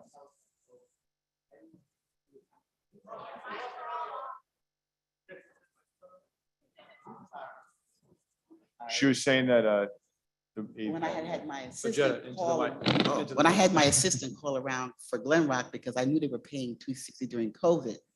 When she got the number, they had just voted at the last board meeting to go back down to 130. Because everything that we have read said that we should not increase the money to this place where we can't sustain it. Because people then they don't want to come for that reason. So I was just curious. I tried to look at Paramus, Tenafly, Wyckoff, Glen Rock, because they're right around us. So I can look at larger schools. But, right now, the first 5 days is $115. We're talking about a sub. Right. After 5 days, they receive 150, which is Up to 5 months. Up to 5 months. And after 5 months, they are then put on A contract, and it's retro And you back to said, the yeah, first retro. day. It So goes you back. get that money back to the Yeah. first Yeah. day you Yeah, came yeah. at a rate of 61,000, right? Yeah, 61. 642. Yeah, That's where which is BA step one. which is higher by thousands than the neighboring towns in terms of starting salary. Yeah, that. Yeah, but you have to wait so that, Yeah. we Right. need to, perhaps we need to look at how you phase this in. Is this the best way to phase in? I don't know. Our aides, some of our aide salaries seem to be. We were like $6 off in some Yeah. instances, but 20 in others. So depends on what we're willing to do. Yeah. When the American ACA came in, a lot of our schools stayed under 5.75 hours or 30 hours. There are also schools, for example, in Hackensack, where they have people who are grandfathered in. They were getting benefits, they were getting a full salary. And then when the American with Affordable Care came in, they grandfathered those aides in, and then everyone moving forward was part-time. It's how we can reconfigure the benefits or the PACE compensation. So this is consistent with, as I mentioned, the Bergen County School Board Association meeting where the executive county super was there and different boards were there. And it was consistently across the board. We had a very robust discussion on the sheer dearth of available subs. It was to the point where certain districts, for the first time, are actually thinking of outsourcing, trying to increase access. They've never had to do that before. And it was just, and another district was thinking about introducing a higher rate for para aides with aides, but then it became very complicated because the existing base of aides, it just became very a complicated situation. So they had to back off from it. So we are not the only district having to really face this issue of simply not being able to get substitutes and aides. And it just became, there was really no clear solution either because it had to do with a pool of available applicants. And so so the county super said one way that they are approaching it is about the certificate of eligibility. I think it was referenced before that to try and increase the pool of potential substitutes, they are allowing retirees to unretire, but it's based on need and you would have to prove that you couldn't fulfill it in other ways. They're It wasn't doing just three carte blanche. things. They're doing three things, actually. They changed the type of subs that we have. There's, in May, they're going to vote on whether you want to have a CE or a CES. They're going to change the requirements of that and make it a little more lenient. And they did a third thing that I can't recall, but they're trying to attack it in so many ways. And now we're waiting to get the instructions on how to implement what they're doing. The retirees, you can work in another district after 30 days, but right this second, when you read it, it has this conflicting language. You still have to wait 180 days to go back to the place where you came from, but you can go somewhere else after 30 days. And that's been in the law all along, but when you hear it and you read it, you think that, oh, they can come back less than 30 days. Not the way it's written. You can go somewhere else in 30 days and not impact your pension, but you can't come back here until it's 180 days. That wasn't fully. Right, because when you read the first part of it, it sounds as though it can. Yes. But when you get to the third paragraph, it's saying the same thing. So I called the county just to get clarity, and they're waiting for instructions as well. Also, they're not voting on it until May. That's right. And, the And county then we was, will it's implement based it on in need, June. right? They don't want to make this the norm. It was definitely, you have Right. to It's a demonstrate a response. need, Mhm. and then it will be approved. Right. To have that limited certificate of eligibility. Yes, and it'll be a 5-year. It's almost like it's the same certificate, but you don't have to meet all the requirements. One has 2 requirements, one has 5, and they may say, okay, you only have to have 1 for the 1, and you can have 3 for the one that was 5. So they're reducing the number of requirements, and they're making it 1 year longer. And I was scratching my head. I was like, well, what's the difference? What's the difference? And then when you saw it, it was subtle, but it's there. Yeah, But they're trying, but I know there was no district that was saying that they were fully, that they were managing this in a satisfactory way, was because there really was no clear solution. And the only, some districts were I thinking of must say- outsourcing. That was about it. I went to a job fair on Saturday and we had 400 registrants. And I was like almost giddy. We saw Spanish certs and science and a couple of world language. So I kept saying to Tom, I have 3 chemistry teachers, or at least the potential thereof. So people are looking for jobs again. And there were 400 applicants all day. So maybe we'll see what happens this year. The other strategy that you've put into place is long-term permanent subs. So Yes, that we have there those. are permanent subs in each, are they permanent subs in each of the elementary schools as well? This year. Right, so every But that's building has through it. So we ESSER. use Is that that. through the ESSER That was funds, through right? the ESSER funds. One way we could sustain that is take the sub money that each school has, pay for that permanent sub that way, and then hope you're not dipping into too much of the rest of the pool of the money that's been allocated for subs for the rest of the school year. It could be a better way to have it. At least you have 1 person on staff at the elementary. And it worked this year. To help out with a Yes, lot of the different I mean, needs. to me, that's a model that I'd like to Yeah. explore a little bit because It's worked extremely well this year. right. Yeah. And then you have somebody who is on staff, Right. knows the school, and they're being paid as the teacher is paid, right? They're not, No, they're still at the are they still? in the 25 VA? 25,000 or something like that. Because they're not. They're not. tenured. Right, and they're not, and they still can't work the full, full day. It's only the 5.75 hours or something. But they work, their rate of pay is high. But wouldn't their rate of pay be the VA? It's a little bit higher. I No, calculated they don't get it. the BA rate. It's No. 178.24 instead of 150, because I was working on someone the other day. 178. Because they're not filling in for a teacher to be a sub in the teacher class, like for the full year or something like that. Right. They're just coming in and out every day on different subjects. But they're there every day. Yeah. And we've always had permanent subs at the high school Right. and the middle school. We introduced the elementary just Right. this year. Yeah. So No, it's worked Would we well. make them the long-term or we get a long-term, like a long-term replacement? 178. Sorry, say that again. If that sub starts filling in for a class, but then it becomes long-term, we keep them there or we get a long-term So we're sub? still always looking for that long-term sub for like 3 months or something like that. 'Cause Gotcha. that person's more, my Depending on utility what it player. is. Yeah. Okay, got it. And you had more people this year. They would start the year and they left. We had we had 4 paternity leave. We've never had 4 paternity leaves. And that's 3 months.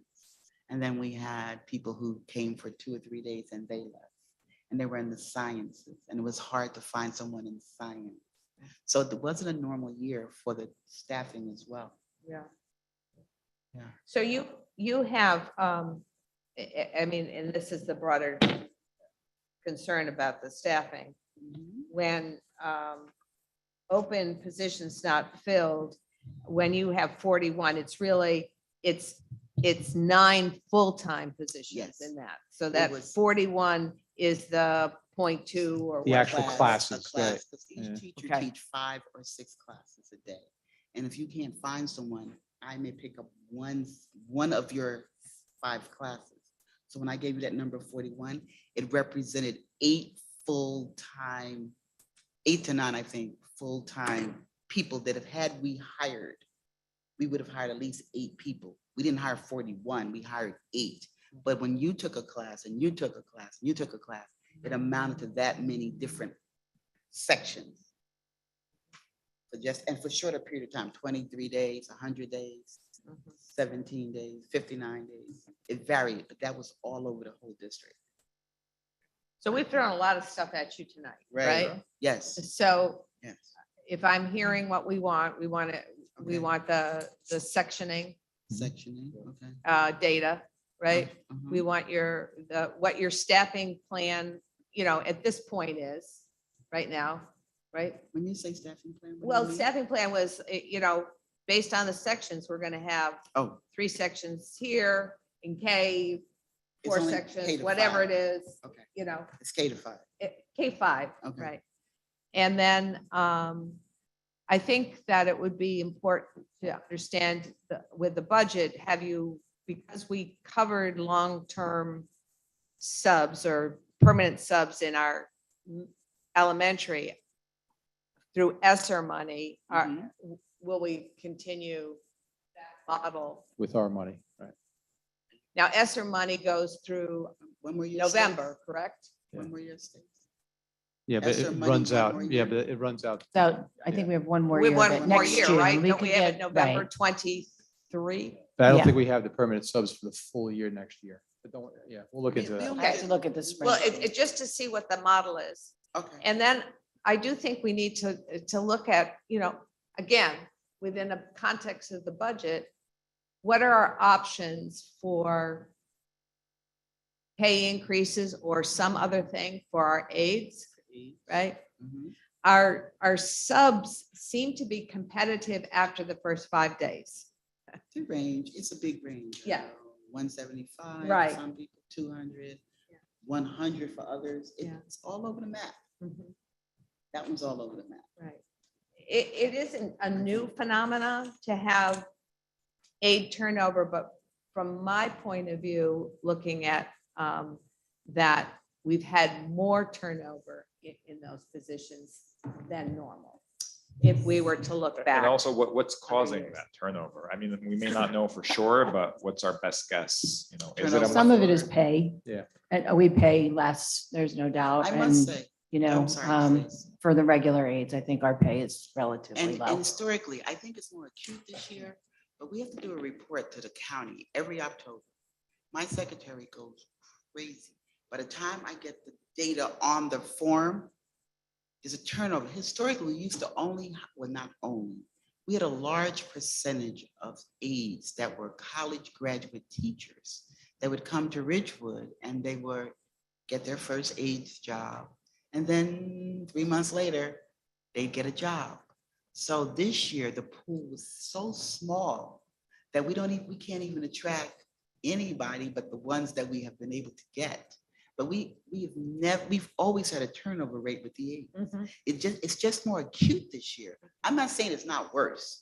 I'm just saying that for this year, by the time I get to October, by the time we get it on the agenda, maybe it's because of money, maybe it's because of the assignment. It could be multiple factors why someone chooses not to stay. But the change of aides is not a new phenomenon. I can go back historically and find that the first half of the school year is a greater turnover than till we get settled in. So we've always been able to ultimately replace them. Yeah, And I think right. at this That's where point, the problem the difficulty is that we can't even find people who want to take the positions. Right. And so, it was a great pipeline. We had a lot of certified teachers who got their start here as aides, served time in the classroom, got experience. And when an opening came up, either here or someplace else, they went into the classroom as a full-time teacher. And it was a great pipeline. At this point, when that does happen, number one, there's not as many certified teachers who are serving in that capacity because there's such a need for teachers. We're all seeing the teacher shortage. That's the problem. Right. So that's one part of it. And now the other part is that we can't find people to come in and take these hourly positions. That also makes me wonder if we have a situation in a school where there are a lot of aides because it's a higher number of students in a section, does it make sense maybe to add another section? But it's not about the sectioning for aid, it's about their IEP. Right. Because that's how they're assigned. There may be a greater need because I think at certain schools, we have a different population or a larger population of a certain need. But it's about the sectioning, it's about how many teachers we will have is it going to be 15? It's going to be 25? That's the sectioning of the entire grade. And within that, you might have a student who requires an aid. So you would have your teacher, you'd have an aide because that student needs an aid. So the sectioning will grow because of the enrollment size that may be. And birthdays, I'm anticipating more maternity leaves based on my meetings. Things change this year. So we have an increase in that. So what's going to happen? We're going to have people go out on maternity leave, depending on whether they go a half a year or a full year. So then once again, we need leave replacement teachers is the legal term for it. Are we actively recruiting teachers in training? The student teachers, sorry. Yes. From the schools that surround us. We're developing a lot more relationships. Montclair, Caldwell, Somerville has a lot of. Somerville has a lot. Yes, I noticed that. Because Rutgers, Ramapo, so we are developing more. Is it the individual principals who are developing those, or is it the district? We're getting both because we get a request from the schools. Yeah. And so I will send them to the school, depending on what the school needs, the sending college. They may want someone in secondary or elementary. We take those requests and we send to the schools. I see. There are times when people go to the school themselves and they'll want to be placed. And I'll say, I need you to get your school to send me your requirements, but we will honor both ways. It goes both ways. But Lorna has really sought to get and establish relationships this year. So her pool of student teachers are far greater than many. Okay. And it depends on the teacher who's willing to be a corporate teacher, because that requires work as well. But it seems to me that might also be a good way in order to attract teachers. It is. Student taught here, you have a relationship. And, we do have a very strong professional development within the district. And I mean, our 4 days of bringing in those new teachers into that in September, and then all of the things that we do along the way for the 4 years, it's really strong. So it's if we can hook them in. Well, we had a hiring committee meeting, Stacy and I, with our staff the last couple of weeks, just talking about various sources and how we can develop other relationships. And that was one of the ways, talking about student teachers and even having mentored students that are in high school now, developing those relationships. So we know that there are less people going into teaching, but we have to find other ways of increasing our pool and developing relationships as we go. So, Tom, I know that your time is limited, right? For as you go. It's not priority. This is still a priority, so we'll Yeah, get this all but together. you're going to be away, and then. Yep, no back. problem. We'll still get this for you. Oh, okay, but our next meeting is until April 25th, right? Yeah. So these are the things you want. So Mr. Johnson, I just have one more question. Yes, sir. On the criteria for age, so how often do we evaluate the number of kids that may need extra support in these classes and number of aides? I have to check with special. No, that's every year, annually. Right, What do so you that, mean? that that's probably a point that maybe because of the pandemic and because we are having more of these instances at Ridge or elementary school can be evaluated mid-year and. Right, so you do an annual every single year, but if there's situations that arise that requires the child study team to meet and talk about, so then they meet immediately or whenever they have to do it and make changes. So it's whatever's needed for the child. Right, that's child study team. But that is one of the common theme that's coming up. So if we need more, that if the evaluation I is done. think it's on a process by this child study. team. Yeah, but we don't wait till the end of the year. No, we if don't. something flares up or something like Like, that, we we're address it. talking Right. about the kids, they would Right. have to be evaluated, some of those children. Right. All right. Right. Anything else? No. Thanks a lot, Tom. Thank No you. problem. Ojeda. You're welcome. Thank you. All right, so you see it's a little more room in here and it's a little more bare, but we just celebrated Youth Art Month and they just took it down this afternoon and the work will be going back to the students. But that was, it was just great to see the decorations and we had a lot of parents and students come through the Ed Center to see what was going on and see their work being displayed. So it's a very proud moment. On another positive note, we had a great week last week with Peter Pan at Somerville. These are just some highlights. The faculty versus the Harlem Wizards, Asian Fest at the high school, the band concert at Westside Presbyterian. We have the choir and the orchestra going to be going on this Tuesday night as well. And spring sports have begun. So it's very exciting. There's so many more great community events that are going on and we invite the community to come and share in all this excitement that the schools have to offer.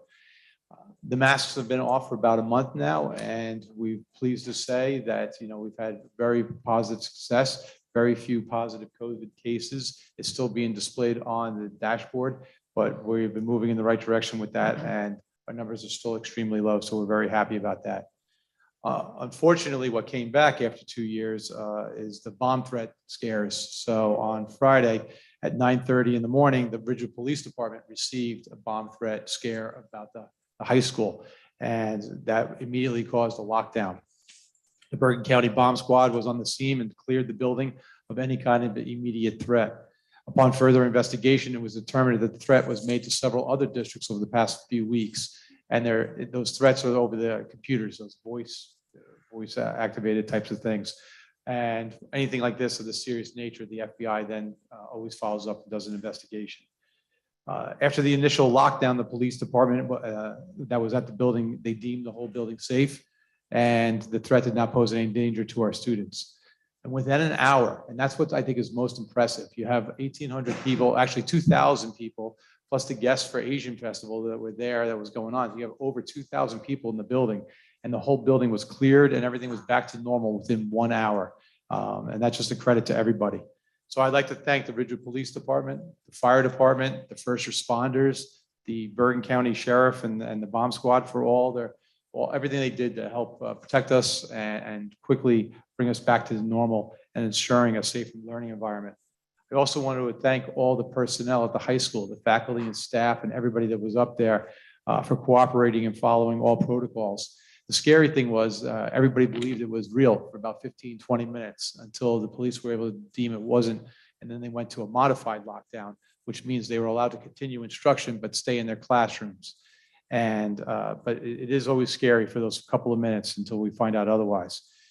But it's extremely fortunate that we live in a town and in this area that we feel so safe and secure with all the many resources that we have available to us. It is unfortunate that we have to avail ourselves to this, but it's nice to know that we have quick response. When we have to reach out to the Ridgewood Police Department, they are there typically in 30 to 40 seconds, which is incredible. And that's something to be proud of. And we've had a great relationship with all of them. I just want to read you one comment. A parent emailed me the other day about this. And this is regarding her son. They talked about this whole bomb scare incident.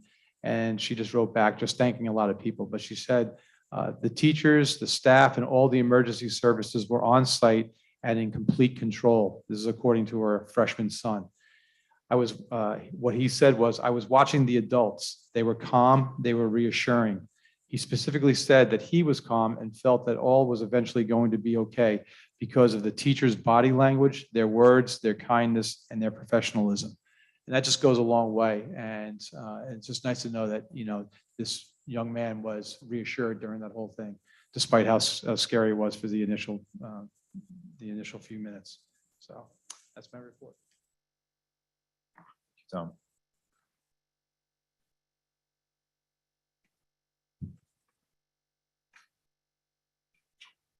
All right.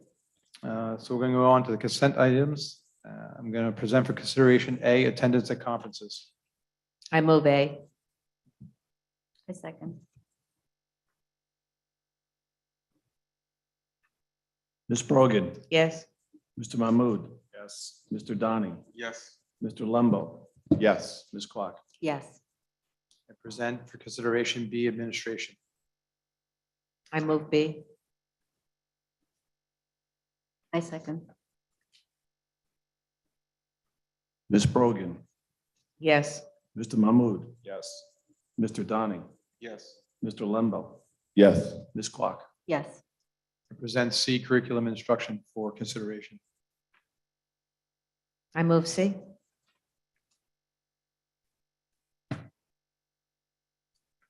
Second. Ms. Brogan, Yes. Mr. Mahmood, Yes. Mr. Donnie, Yes. Mr. Lumbo, Yes. Ms. Clark. Yes. For human resources on page 4 with Ms. Del Orbe, it should be changed. She's going from 1.0 to a 1.2. It just has a 0.2 right there. So with that change, I'm going to present Who is that? on page 4, Oh, yeah. Okay. Thank you. Yeah. second from the bottom. So I present human resources for consideration. I'll move. I second. And, I just, the concern I have, again, is this. Thank you to the teachers, first of all. It is, I appreciate the fact that they're taking on extra responsibility. But I am concerned about that. I'm also concerned about the impact the remote learning streaming into the classroom will have Yeah. at BF. So I understand that it is you haven't been able to recruit another Spanish teacher to replace this leave, but it is okay, yeah, maybe so. Symptomatic of the situation we're in, but it's really troubling. True. Yeah. And we don't stop looking. So just Yeah. because we're approving them, this is our fix for right now, and then we'll I'm gonna hopefully get send some. those 3 applications over to Mark that I got on Saturday. They were Spanish, so maybe one of them would be willing to do the end of the year. We just need her from April 1st to June 23rd. So I'm gonna send those over. Still looking. Oh, Jed, just Yeah. into the mic. Yeah. I'm sorry. I know. I do that all It's been a big night for you. I know you hate speaking. Well, that would be but- great to do that, but because it is. And of course, I've heard from parents that, we've got plenty of people in the community who speak Spanish. So can we hire them? But I mean, we just cannot hire anybody to, You need a have to- teacher of you need to be a Spanish, sir. teacher, you have to be credentialed and, but I do hear that, so why don't we just, get a volunteer, but it's not, It's not that you simple. really can't Right. do It's that. illegal, actually. It's illegal. Okay. So That is that's a good, just saying. But I just wanted to clear up, because I do hear, as from parents, just hire anybody, call out to the community and grab somebody. And that we really can't do, but I'm glad to hear you I'm not, gonna send those over. You No, know. we never give up. No, and we have changed things in the past when we found somebody, then we You'll cut it stop. short and then we. Yes. I just wanted to point out, because that is a growing concern. So anyways. I guess it was seconded and moved, right? Ms. Brogan, Yes. Mr. Mahmood, Yes. Mr. Donnie, Yes. Mr. Lumbo, Yes. Ms. Clark. Yes. All right, jumping to page 10, I present for consideration E, finance. I move finance. Second. Ms. Brogan, Yes. Mr. Mahmood, Yes. Mr. Donnie, Yes. Mr. Lumbo, Yes. Ms. Quack. Yes, and I want to recognize Ridgewood High School girls lacrosse donation of $805 and GW Middle School HSA for $66,000.90. Thank you very much for your generosity. Yes. All right, resolution is not included. So the agreement with Interstate Waste Management Services for refuse and commingling removal services. I present for consideration. I move A. And I would like to thank Scott for your diligence and Thank so you. we've, from first bid, second bid, and now this is down about $3,000 if I'm looking at it. That's correct. We do need to have somebody in place. I mean, I know they're in place right now, but we need to move forward, I would say, on this one. Seconded. Ms. Brogan, Yes. Mr. Mahmood, Yes.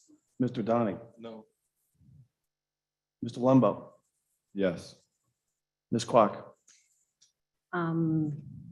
Yes, and it is for 1 year. It is almost a doubling of our current rate with the same provider, and hopefully, I know you've been in discussion with other districts, perhaps doing a shared service with whoever is available in neighboring districts to try and combine the purchasing power of a contract of this size. So yes, for now. Thank you. We did email the Ridgewood Village, the whole bid document to see maybe a year from now about doing a search here with Ridgewood Village. So we'll see how it plays out. Okay, great. Thank you. Thanks, Scott, for your work on it. You're welcome. Okay, B, present for consideration, school district maximum travel expenditure. Actually, can I ask you about that? What is this? Is this for the whole, I'm not sure what this is. Is this for for teachers or for, I'm not This sure what is it for is. the conferences. For the conferences, Yes. So right? what you approve at the, Yes. those are what that. And this is for. the same amount as last year, It's not up- last year because there was no. It's up by $10,000. Okay, Yeah. thank you. And the reason for that increase is, Basically, it's just the ongoing inflation costs for fuel, hotels, plane flights. So that, all it is really is in a budget. It's just a estimated threshold. If we go above it, go back to the board to raise it if need be. If not, just stays put. It gives us some more wiggle room in case we get close to that plateau. right. So then, if there's, like, for example, in prior years when there wasn't that much travel, a lot more happened over Zoom. I'm assuming the excess funds just stayed there that can be used for future travel, or what happened to those? Just goes into the budget. Goes back into the budget. It and just gets- reserve. Correct, It's as a reserve. correct, Again. correct. I would ask that you might take a look at prior agendas where when we had always had the total. So I'm just pulling a number out. It was $194,000 was budgeted for travel. That's really the conferences, basically. And every time we approve it, we have a sense of, we are now at, 180,000 and 10,000 will be used for this and so you have a sense of where you are each month or each agenda when you're looking at what are the costs of our conferences. So we had done that in the past, and I would ask you to just sort of look at that as an example of how to better track that cost. So then as we go to budget in the following year, have we spent it all?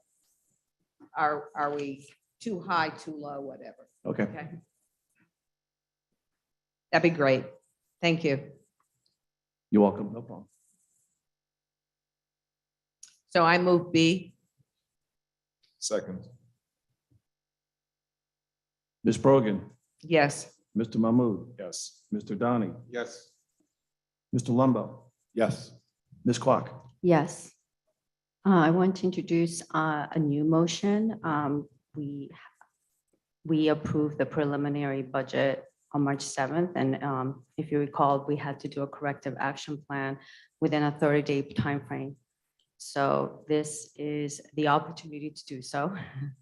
The next meeting will be outside of that 30-day timeframe. So the new motion to be introduced is the Ridgewood Board of Education, upon the recommendation of the superintendent of schools, approves and submits the corrective action plan to eliminate the fiscal year-end 2021 deficit in the enterprise funds using the projected current and future years' profits from the respective operations. A second. Okay, I think we need a little discussion on this one. First of all, in 30 days, we're supposed to have the full corrective action plan. And we don't have that in front of us, right? That's correct. For any deficit. So,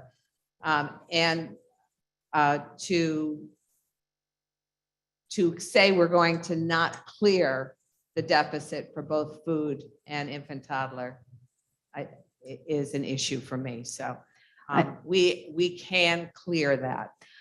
This is not a decision on the clearing that can happen, if you recall, with the auditor who came on March 7th. And if I you look at the recall, but minutes- This is based on FYI. Yeah, this is based on FYIs, and in the audit, in the minutes, this is not to clear it. That decision happens closer to June 30th.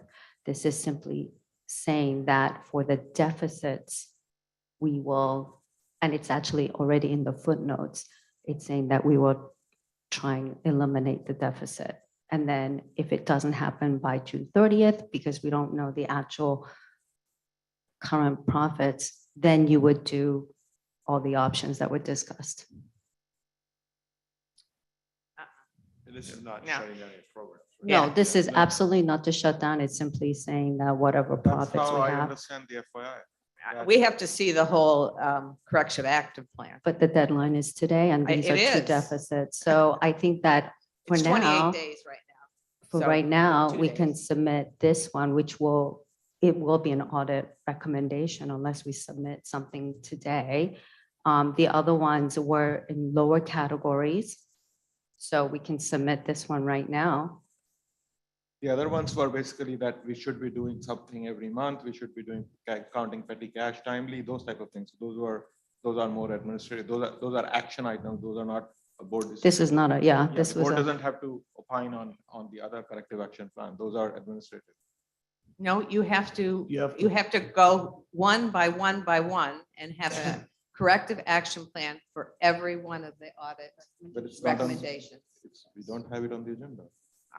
I know. so why That don't is an we, issue. that is an issue. So why don't can't we? just pick and choose what we want to. Well, put on.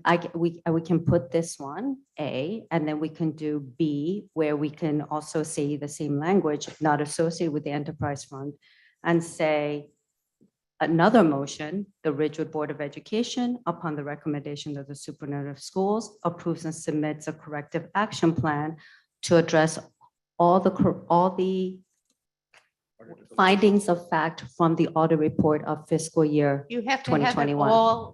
each one, and what's your action plan and who's going to do it. So And let's- a chart. Right, that's Okay. administrative. I mean, So we it's have not two from the of- board. We have a motion on the table. Let's vote for those two, and then for the rest of them, let's go over. Yeah, over the well, I point. mean, We have a first and second on a motion.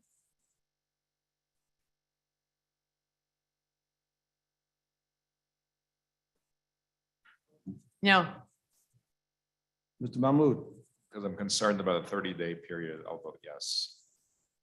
Mr. Donnie, Yes. Mr. Lumbo, Yes. we have Ms. to get Clark. this done. yes.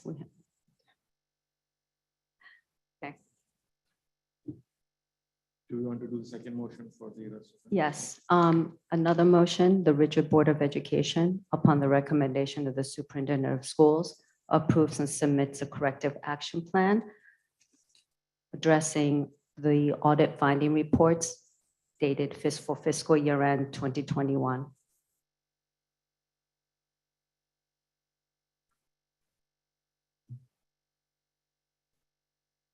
So can I modify that a little bit?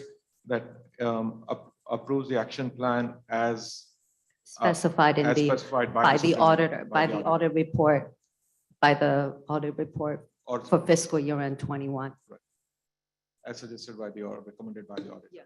as recommended by the auditor. So is there actually a plan? It- Or it- it's, you're it's- just saying you're going to do what the auditor told you to do in the The au- audit the report? auditor So told us there's to- no, there's yeah, not the- really a plan. The auditor told us to check petty cash or submit checks within 3 days. So the plan has to be something administrative, that how will we submit checks within 3 days? Those are the type of, that every But I'm month, just listening to the motion that you say Right. you're approving a corrective action plan, but as recommended where's by the the auditor. plan? As As recommended by the. recommended, so for. So you're going to act on the auditor's recommendations in his plan. We Right. don't No, have this our own was- plan. No, this was approved. So the audit, for example, for student body activity report, the recommendation would be continued efforts be made in the student body activity accounts to properly record and account for all related transactions. Right, so you're acting on the recommendations of the auditor. We auditor. don't have a separate corrective action plan of our And that's- own that we've Correct. created. That's what we need. This is separate action plan with who's responsible and what are you actually doing? But So isn't what that? sh- Okay, yeah. so what should be the action plan for checks should be deposited within 3 days? I mean, I feel like the audit plan and the audit recommendations were very specific. Would you be different from what the auditor would, if that's the audit recommendation, would it be different? I guess that's the question. Right, I mean, we have to name specific people? I don't, mean, I'm just yeah, asking a question because right. this is I not mean- my area, but I'm a little confused because In that's the why I was just after-action asking for plan, you clarification. have to designate who is responsible for that part of the plan. Right, So I what, think so. what is your recommendation? So we have to do that within 30 days. We should have had on the agenda. So I'm looking at. Why wasn't this done? Why are we sitting here rushing through it when we don't have a plan? Why wasn't it done? So who's supposed to come up with that plan? The plan has to be first laid out by the board, what you want done with the deficit. That was never resolved. No, last I'm not board talking meeting. about the deficit. I'm talking, that has been approved. I'm talking about the recommendations. Why would it be anyone else and another entity other than the business office? It would be the business. I don't want to Yeah, start really, saying, because you know, you're I don't want to correct, but assign like people's names. I we think it's can't- more The business saying, office cannot put the plan together until the board decides tonight how to resolve the deficit. That was never agreed upon. no, it's not, this is not a deficit. We're So, talking about This the is not a student body deficit related question. Let's activities. not You confuse have this. 2 deficits we have to deal with. This is not a Power and deficit food related service. question. The auditor's what it relates to. recommendation. No, That's part of the plan, though. No, How to we resolve the already deficit. addressed that plan. $260,000 in Correct. deficits. Right, but we already had a motion and we approved it. Now we're talking about as Ms. Brogan mentioned, the other findings of facts from the auditor. Why would we as a board be differing from the audit recommendations, which are quite precise? Why would we say, actually, if the recommendation is continued efforts be made in the student body activity accounts to properly record and account for all related transactions, why would we differ from that? Since we're not, I feel like this is a very safe and approved document that says that the board has a corrective action plan. We will be following these recommendations as laid out in the That's only approved. one part of the plan. Correct. So we have addressed that. So now we're looking at, as Ms. Brogan mentioned, all the other findings of fact, which I think are maybe 4 or 5 of them with very specific recommendations and action steps like that. So I feel like I feel like we are facing a deadline. We should really try and put something to satisfy the executive, the county. I believe the I check agree. one Yes. we did already Yes. last year. I mean, Yeah. it'll be the same plan. Right, it'll be so, I mean, I don't find this at all. Yeah, board never puts names of specific employees that which employee will be doing, submitting the checks or which employee will be. But when you do an reconciling the after financials. action plan, you have to designate who in that chain is responsible for getting the checks from point A to point B, So how it's let's- going to be resolved. Who's gonna do training if you use QuickBooks, Correct. whatever. So I'm going to, whatever it is. I'm going to plan. modify that Have a- motion saying as directed by the superintendent. Yeah, okay. As directed by As the directed by the superintendent. superintendent, right. So the Ridgewood Board of Education, upon the recommendation of the superintendent of schools, approves and submits a corrective action plan based on the findings of fact for the year-end 21 audit report. Action plan will incorporate recommendations as recommended by the superintendent.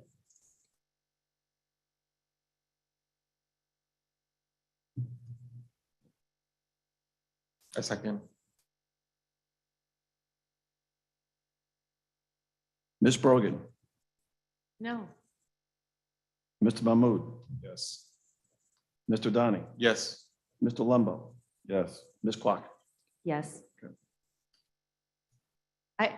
I must say, I have never seen the board walk in without an action plan. Walk in without anything on the agenda or any notification prior to the meeting that this is even going to be discussed. And whose responsibility is that? It would be mine. I should have put it on the agenda, and I apologize for that. And Mr. Bisick and I will work on that, and we will get that out to the county as soon as possible. So, thanks, Tom. So I just want to clarify the way Ms. Brogan is trying to project it as if some of the board members have not done it. And we are trying to fix it, and she's just, it's a performance. It's a performative politics, I guess. It is not a performance at all. So then what is the solution? So we have a problem We that have we a- have to we solve have a something within problem. 30 days. Mhm. If we don't vote on this within 30 days, we will be in trouble. We are trying to resolve that here. And It's I 30. don't see you providing a solution. It's a performance here. I mean, I will just say that I was looking through the minutes. And March 7th, the auditor was very clear when he presented the audit report. You have to do a corrective action plan within 30 days. April 4th today it's really the only opportunity where we as a board can approve and submit this corrective action plan. So. So Mr. Bisick and I will work on that this week, and we'll submit it as per the resolutions that you just mentioned. Thank you, Tom.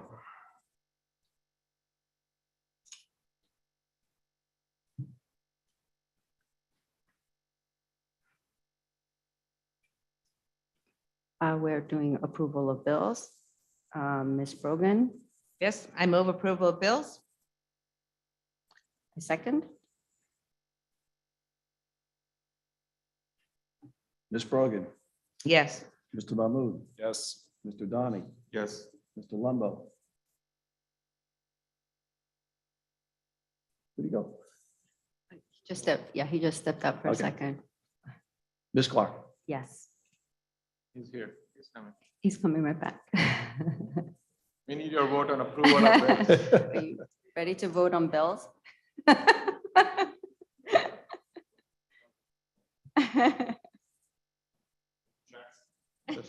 Yes. Yeah, bills. Yes. Okay. Just in time. Board member announcements. The alumni dinner last week was great, and it was a joy to be there and to see Tom honored for his leadership for the Alumni Association. So congratulations on that. So, yes, no, yeah. Yeah, it was really nice. It was really nice. And congratulations to our students in the band and our music teachers, Jeff Haas and John Luckenbell and there was a student teacher there who did great. And she was a former Ridgewood High School graduate. So yay. And she is in maybe her last year at McGill, I think.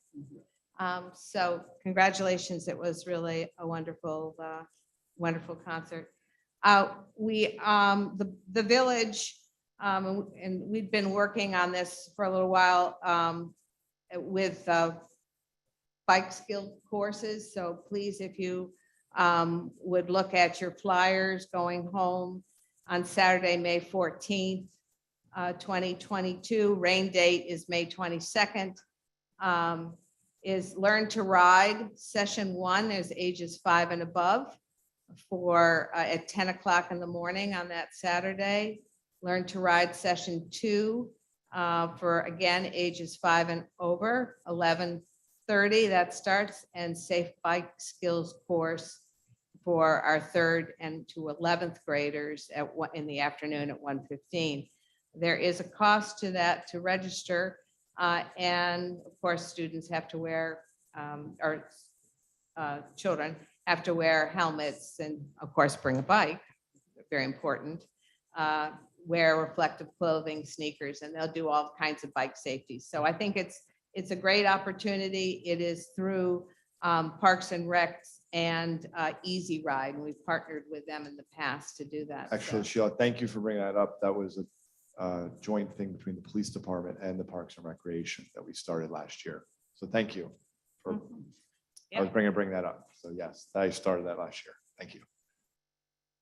And then on late starts, if you notice, there's was a record article about wake up call yesterday.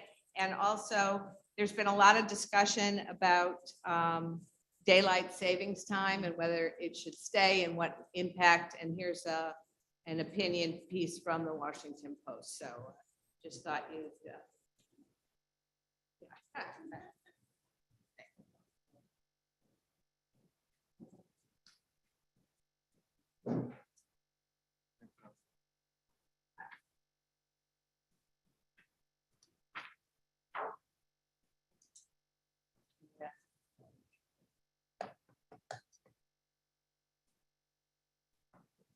You're all done? I am. Okay, thank you. So I just have two announcements or updates. One is attended Asia Fest on Friday. It was really wonderful event. So I think my family attended it in 2 different parts. My wife went there on Friday, part of the lockdown, so experienced that firsthand. And the Friday night I was there, and it was a really good, well-executed event. And the other one that's coming up is I'm a liaison to the Green Team, and Green Team has Earth Day celebration on April 10th, and there will be free seedling. So if somebody wants to go there, there are a lot of activities going on there. And on this article and on Sheila's update on the late start, I just wanted to ask, has the committee made any progress since the last meeting? And have you considered the 8:15 start time instead of 8:30? Because I've received 3 different updates in recent time. One is from Milburn, one is from Tenafly, and one for Chatham. And none of them went to 8:30 start time. One is 8 o'clock. So Milburn is 8 o'clock for both middle school and high school. And Tenafly and Chatham are 8-10 range. And one of the reasons Milburn mentioned was that the start times for elementary school and high school has to be separated by 30 minutes for busing. So if we have to keep them separate by 30 minutes, and if we don't want to completely change elementary school, then it can stay at current 8:45 time, and high school can start at 8:15. So if we take that approach that Milburn and other schools did, then we can start at 8:15. We don't touch elementary school at all, and we are only impacting a smaller part of the district, just the high school or maybe middle school. We start at 8:15. We end 3:07, 3:10. We cut down every class by a minute and the transition time by a minute, and no major changes. So that was one of the proposals I spoke last time. So I just wanted to ask, has the committee considered that, or have you made any progress since the last meeting on this? I think you've seen the updates in the FYI, right, with what they're doing. Can you elaborate for the public, because you're bringing these articles every time, so it would be a good service to the residents to know what's happening. So what we decided the last time was we're every Wednesday, we've been updating the community, and then we were going to put the survey out after the break. We didn't want to do it before the break, so we shared the survey with the Board of Education. You gave me some of those ideas. I did share them with the rest of the board in the FYI. And then now when we collect the data, then we'll start moving forward and seeing what the community is thinking on this idea, and then we'll start making some decisions on what to do.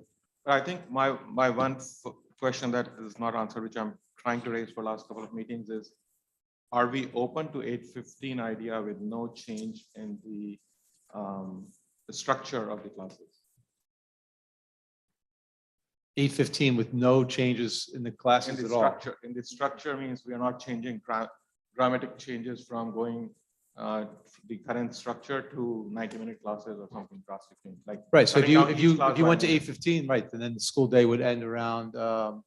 I think it was or 3:20. Something like If you that. kept 50, 80, 50 and started at 8:15. No, it'd have to go later. Right, but if we reduce So- every class by a minute, so if, then it can Right. end at 3.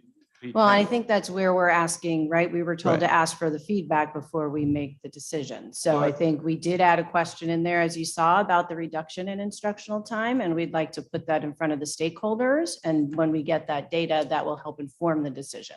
Right, but that survey is still pointing to the presentation from November or December on the website. And that presentation mentions 8:15 start time would have 90-minute periods or classes. Or keep the 50, 80, 50, which we currently have. And we took the options out of the survey. And in general, and we're going to adjust some of the slides. We're going to pull out the option slides and just have the slide presentation with things that people should think about. But there is a question, and in place of the options, what we put instead at the end of the survey is, would you be open to a reduction in instructional time? If so, how much per day? So when we are asking that question to the parents about reduction in instruction time, have we asked that question to the teachers? Yes, That that will can also they- go to the teachers, that question. Is there a separate survey for that? Yes, there's a staff survey, there's a community survey, and there will be a student survey for students in grades 6 through 12. That will they be able to complete their instructions in the reduced instruction time? I'm sorry, I didn't. Well, no, they'll just be commenting on, are they okay with, they'll have to infer that they'd have to complete the curriculum in a short amount of time. And if we are going to shave off those minutes, then it is going to require some Then, kind right, of it's going to. negotiations with the board to decide on how the school day is going to go. So I looked through the survey and I have a lot of concerns. Can I go through them? And we don't have to talk through them now, just if you could take note. Things through them, or should we delay that for another? No, I mean, it's up to you. I mean, it's probably better if we do it offline. Okay. To Yeah, not- 'cause you're gonna give out the survey. Yeah. Okay. And if there's major changes, then we have to go Then we have to go and back to the out. consultants who, If you want to share them with Stacy, Yeah, then we okay. could.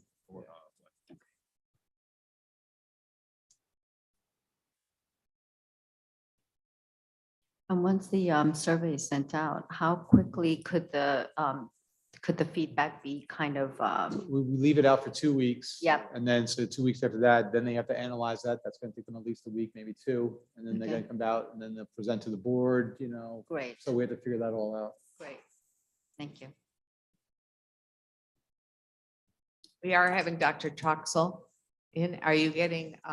we have Dr. Judith Owens, I believe, April 27th, and then Dr. Troxel, June 1st. And she's presenting with her colleague, but I can't remember her colleague's name off the top of my head. right now. Owens, that's it, Dr. Dr. Owens is April. She's going by herself, and then the duo is June 1st. So that's a Zoom. And are people registering for that? do you have a sense of that yet? Because I've seen a lot of. Yes, people have to register in order to be able to get the Zoom link. Yeah. So, oh gosh, my assistant was out on Thursday and Friday, but I know people were starting to, because she always, as soon as she sends it out, we seem to get a rush at first. And then when we send out, it'll get in a lull, and then we send a reminder, and that's when the uptick tends to happen again. Right. So we'll continue to advertise and send it out. And then we'll see how many people we get that night. And in both of those, for any speaker series, is there an opportunity to make sure that the information is cached for at least a week for Yes. people who cannot Yep. access it? It will be on the, we'll send it out Great. as a link afterwards. It'll be on our website. Our speakers have been very gracious with that this year. So yes, for both. Just for me, moved to the Washington Wizards game on Thursday, and I know Dr. Burr was there on Wednesday. Our team did much better on Thursday, I was told. I think it was the coaching staff. But all in all, I mean, that was our first time doing it. I got to say, it was an excellent experience. the energy from the kids, it was amazing. And I know that Amy Gill and Todd Rothman put a lot of work into that. And the rest of the Federated did a lot of work helping with tickets, and it was a great time. The kids, that's what it was about. It was a lot of fun. So we all know that I cannot play basketball, so we showed that off very well. So we had a blast. So, it was great.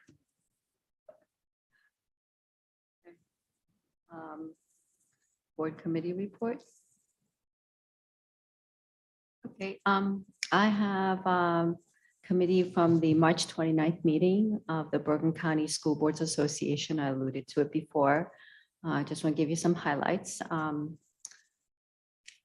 Number one is that the New Jersey School Board Association, they are forming a 15-member committee to search for the new executive director of NJSBA. And 4 of the members are from Bergen County, so we'll have a lot of input. There was an update from the county superintendent, and he said the budgets have all been submitted for the 76 public schools districts in Bergen County, and within the next 2 weeks or so, everybody will be hearing back. There is still time with a public hearing to make any changes, especially as it concerns the Chapter 44 health benefit plans, tax relief for school employees. I'll get to in a minute. And he did mention the limited certificate of eligibility that's available. I think that's starting in May for retired teachers can be rehired, but this is based on as needed. It will not be automatic. Every one of those decisions have to flow and be approved by the county super. But that is new, something to alleviate the shortage that every district is facing in Bergen County. New Jersey Board of Education will recognize 1 student virtually this year, and different counties get rotated, and Bergen County is in the rotation this year. So he encouraged school districts to nominate a student to be recognized, and 1 will be selected. Also new for this year, the county superintendent mentioned that the BA and the assistant superintendent contracts are annual contracts. And in addition to the detailed cost statements for the contracts, what is new this year is to indicate the date that the board approved the submission.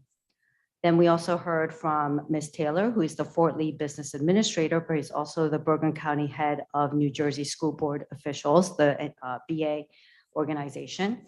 And she spoke about alternative calculations, which is what the New Jersey school business officials classified as all the the Chapter 44 property tax relief calculations that were sent out to all the districts, and 45, including us and growing, of the 76 public school districts in Bergen County, we appealed it and we presented the alternative calculations. And wherever that we had demonstrated documentation, all the appeals were granted. So we have been also successful in that. And so we will be presenting a revised budget for public hearing, hopefully April 25th. But we were not the only district. Majority of districts in Bergen County did make the alternative calculations appeal, and they were successful.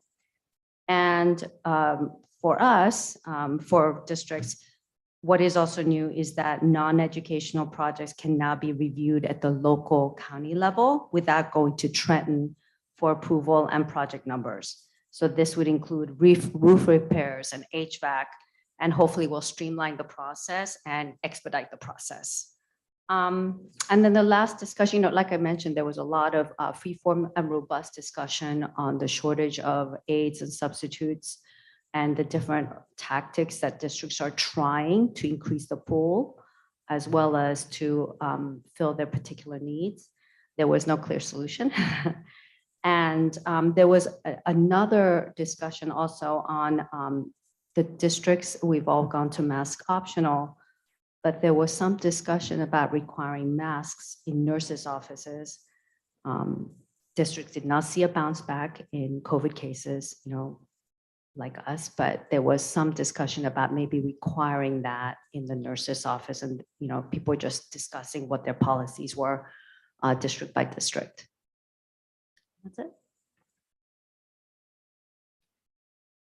There was a lot of discussion, really, on the labor shortage. There really was. So that's the other things that we discussed. Yep. Anybody else? Any other board committee? Okay. Any other discussion items? I do. Okay. Last week, or the last board meeting, I thought that we needed to really look at what's going to be in the budget for capital projects. That seemed to be up in the air. Perhaps it's been solidified since our last meeting. I don't know. To date, we have the wood shop dust collection system, we have the foods lab, and we have these are controllers for the Ed Center. The foods lab will need more funding based on what we get back from the bid documents to cover the whole cost. That's a Right. topic for discussion. We meet this week for our board review of the budget. We'll bring that up for conversation. Oh, all right, okay. Because, yes, I mean, there was that discussion whether we would do the air handlers at the wood shop. Using the ESSER funds for part of the costs and capital. And the foods lab, again, is an opportunity. We have the Duffield grant for 200,000, and then the remaining would be about 262, I think it is. And then 60,000 you've estimated for the controllers. Or is that, That's 29,000. okay, because it's 60 on here. That's It's 29 now? So, and is something, maybe a BF for renovations to the library? Well, I mean, yes, doors, that's library. 12 to 53,000 for renovation of the library. Correct. So, are you building the budget with those Yes. projects? Oh, Yes. it seemed to me it was sort of up in the air. I didn't really understand what was happening. Right. And, you know, at some point, I think we'll, you know, if you're going to do it at the end of the year, infant, toddler, development center, and food service, we really do have to solidify how we are addressing that deficit. So,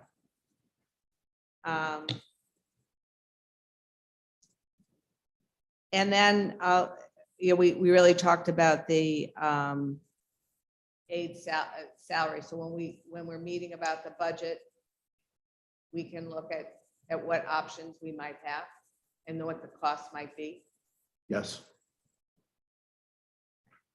That's it. Thanks. I did also give out the about staffing shortages. I think it's, you know, I'll just do it on my own if no one wants to do it. I was just going to put a letter together to the legislator on, you know, these are some of the issues that we're facing, and these are, you know, some of the legislative pieces that need to move along.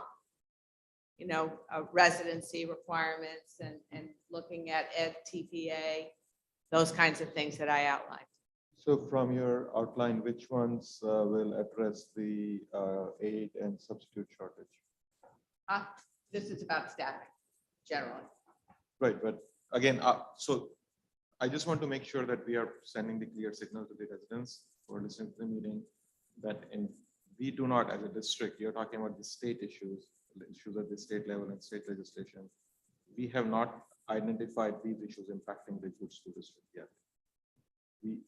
Our issues are related to substitutes and aides and leave replacement teachers. So I want to understand which of the suggestions will impact those specific issues that our district is facing, so the board can back them. Right. Otherwise, as an individual, you can do whatever you want. Thank you. I think that when we look at, it's not only our district, it's the state. And I think that we, as board members, we advocate not only for our districts, but we should also advocate public education. There is a teacher shortage in New Jersey. There's some legislation that's sort of just sitting idle, and to push it forward makes sense. Yes, I would think that some of these would help us if we did not have to be restricted by residency, right? If the ed TPA, which doesn't seem to be, they are Yeah, working. yeah, Well, they I are think that, working yeah, on they it. are certainly an update by the county superintendent. They're certainly aware of all those elements that you mentioned, and they're definitely working on that, and Yeah. they're moving along. Well, they haven't moved yet. They've been introduced, but Absolutely. they haven't been moved out of Yes. into the legislative, the assembly or the Senate. So, okay. Okay, then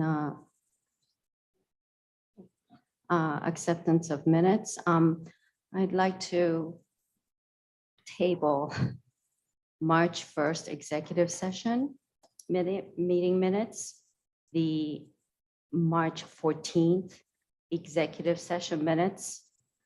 And actually, you know what? I didn't get a chance to review the March 21st regular meeting minutes.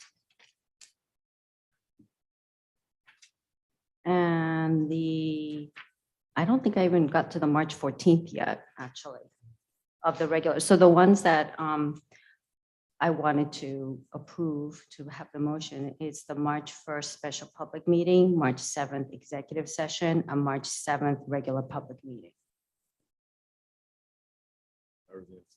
Yeah, everything else, I just wanted to. It was a lot. Okay. You know, all in favor? Aye. Aye. Okay, other business? No? Okay, now we're on to the second part of the public commenting period. 4 minutes still apply. Thank you so much for your patience. We're going to take any comments from the floor first before going on to any callers on the phone. Please state your name and address for the record, and you're on with the board. For hearing me out again. I appreciate the robust discussion after the parents who so bravely came up here and talked about what we have known for so long. I was quite shocked that at 8:02 p.m. this evening, a board member said they now know about these issues. That's pretty interesting. How could you not know? Ms. Brogan and Ms. Downs spoke at length about it on February 14th.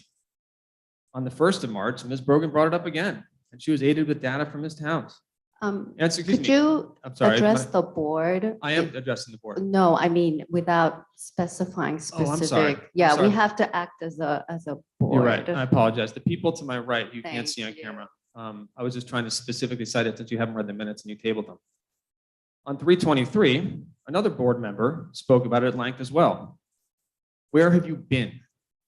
It's that simple. Parents who were here tonight have been on the phone talking about it, have come to meetings and talked about it. Why do parents have the numbers at their fingertips when you don't? You seem so confident in your ability to berate and harangue lifelong educators with minutia, and yet you have the audacity to accuse other board members of politics. Yet you sit here and grandstand and waste the public's time. It was shameful tonight that your very first move at the conclusion of public comments was to correct the term cost cutting, not express empathy or sympathy for what these parents have gone through or what their kids have gone through this year. It's disgusting. Yet you have done this more than once. In fact, you go to great lengths as a board to make sure that you are not associated with the term cost cutting. Why? I think I know the answer. Indeed, cost cutting is not what you are doing. That's true. Cost cutting requires action. You are inactive. Inaction is worse than cost cutting. Inaction is worse for our kids. Inaction is apathetic. It's cowardly and it's shameful. But last of all, it's not surprising. Thank you.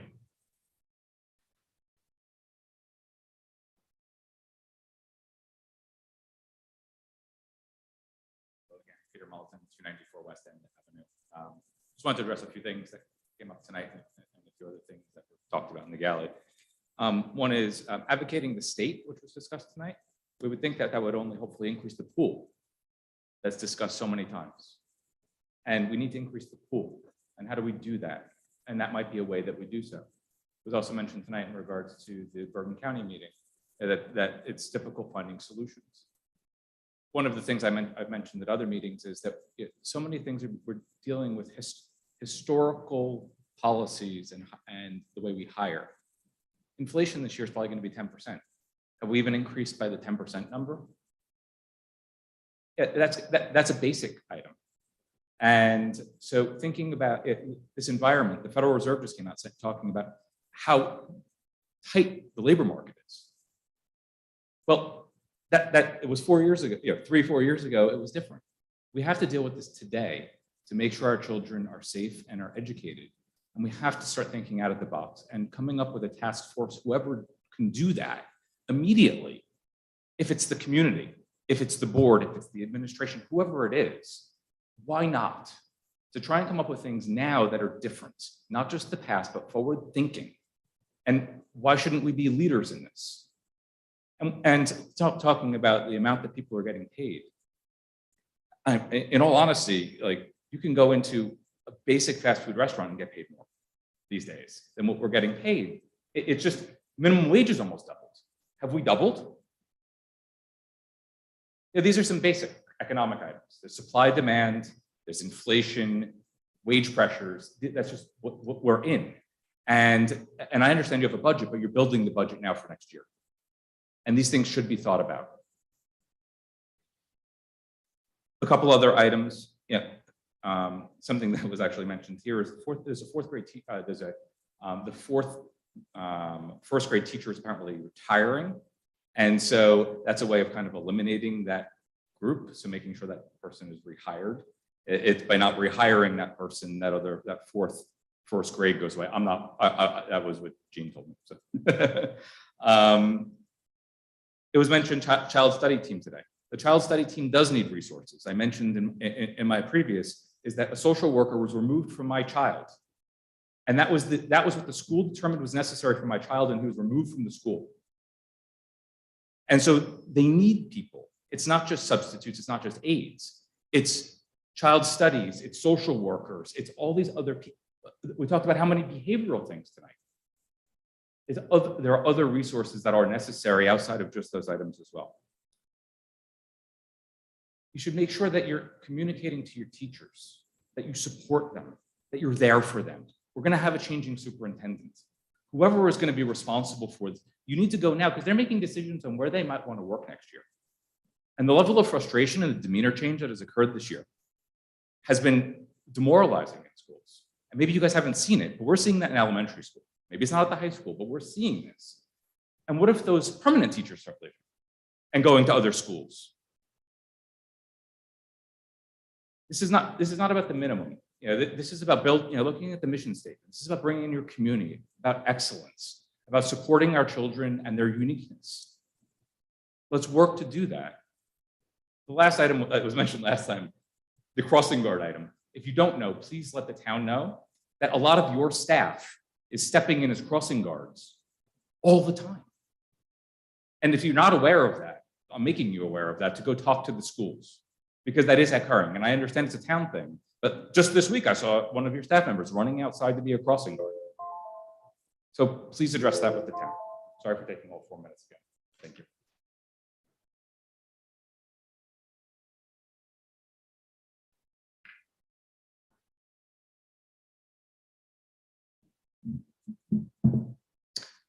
Dan Murphy. I live at 184 West Ridgewood Ave. My daughter Grace is a second grader at Ridge. This is my first time ever attending a Board of Education meeting. I was moved to come here after seeing firsthand the impact that some of the staffing shortages at Ridge were having on her educational experience. Way too many days of coming home and hearing, hey, what did you learn today? Well, nothing. We had another substitute, didn't know the class, didn't have a lesson plan. It was merely somebody pulled in to babysit for the kids for the day. That's not the experience that we expect to get in the Ridgewood Public Schools. And hearing some of those anecdotes from the other parents today of experiences much more impactful to kids long-term. Those anecdotes are powerful. Something else that's powerful is data. And it's really just surprising to me hearing the discussion among the board today, that's a discussion happening with no data in front of you. I don't know how you can effectively fulfill your duty to have oversight over the schools here without the basic data that anyone would have to make decisions and do that oversight. So I hear a lot of discussion about let's get the data, let's look at it, a recognition that there's a staffing shortage, but no sense of urgency. And it's a crisis that's going on for these children now. And I don't hear that same urgency among the board. And that's very concerning to me. It's a loss of confidence for me in not just what's happening in individual school and individual classroom, but in the oversight this board's providing.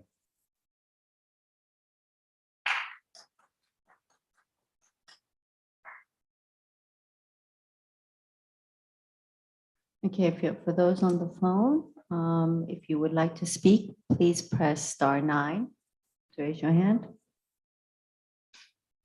Ms. Weber, you're on with the board. If you could unmute your microphone. Thank you. Good evening, Lori Weber, 235 South Irving Street. And I just had a question, actually, just from that last speaker who was asking for data.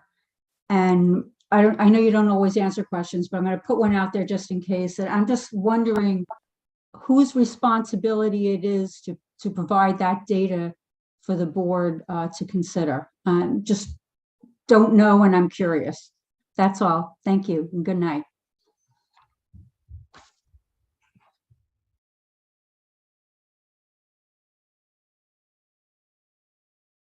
Thank you. Anyone else?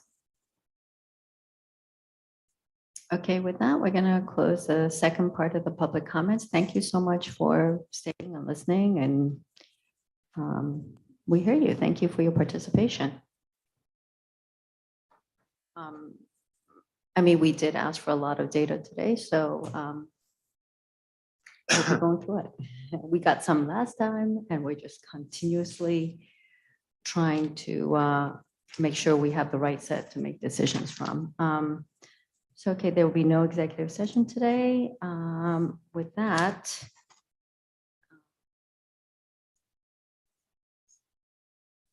there'll be a motion to adjourn. I hereby move that this. Excuse Yes. me for a minute. Yes. We had tentatively put the 7th as maybe an executive session. Are we to hold that still? No, I don't think we need to hold the May okay. 7th. And we didn't advertise it first, so we're good. I mean, April 7th. Excuse me. Yeah, we don't, yeah. I May said 7th, I don't know about. Right, that. right. Maybe not. Maybe that, yeah, maybe that one, but yes, So yes, yeah, okay. yes. Thank you. Thank you. I hereby move that this motion, that this meeting of the Ridgewood Board of Education be adjourned. Is there a second? Second. All in favor? Aye. Thank you very much.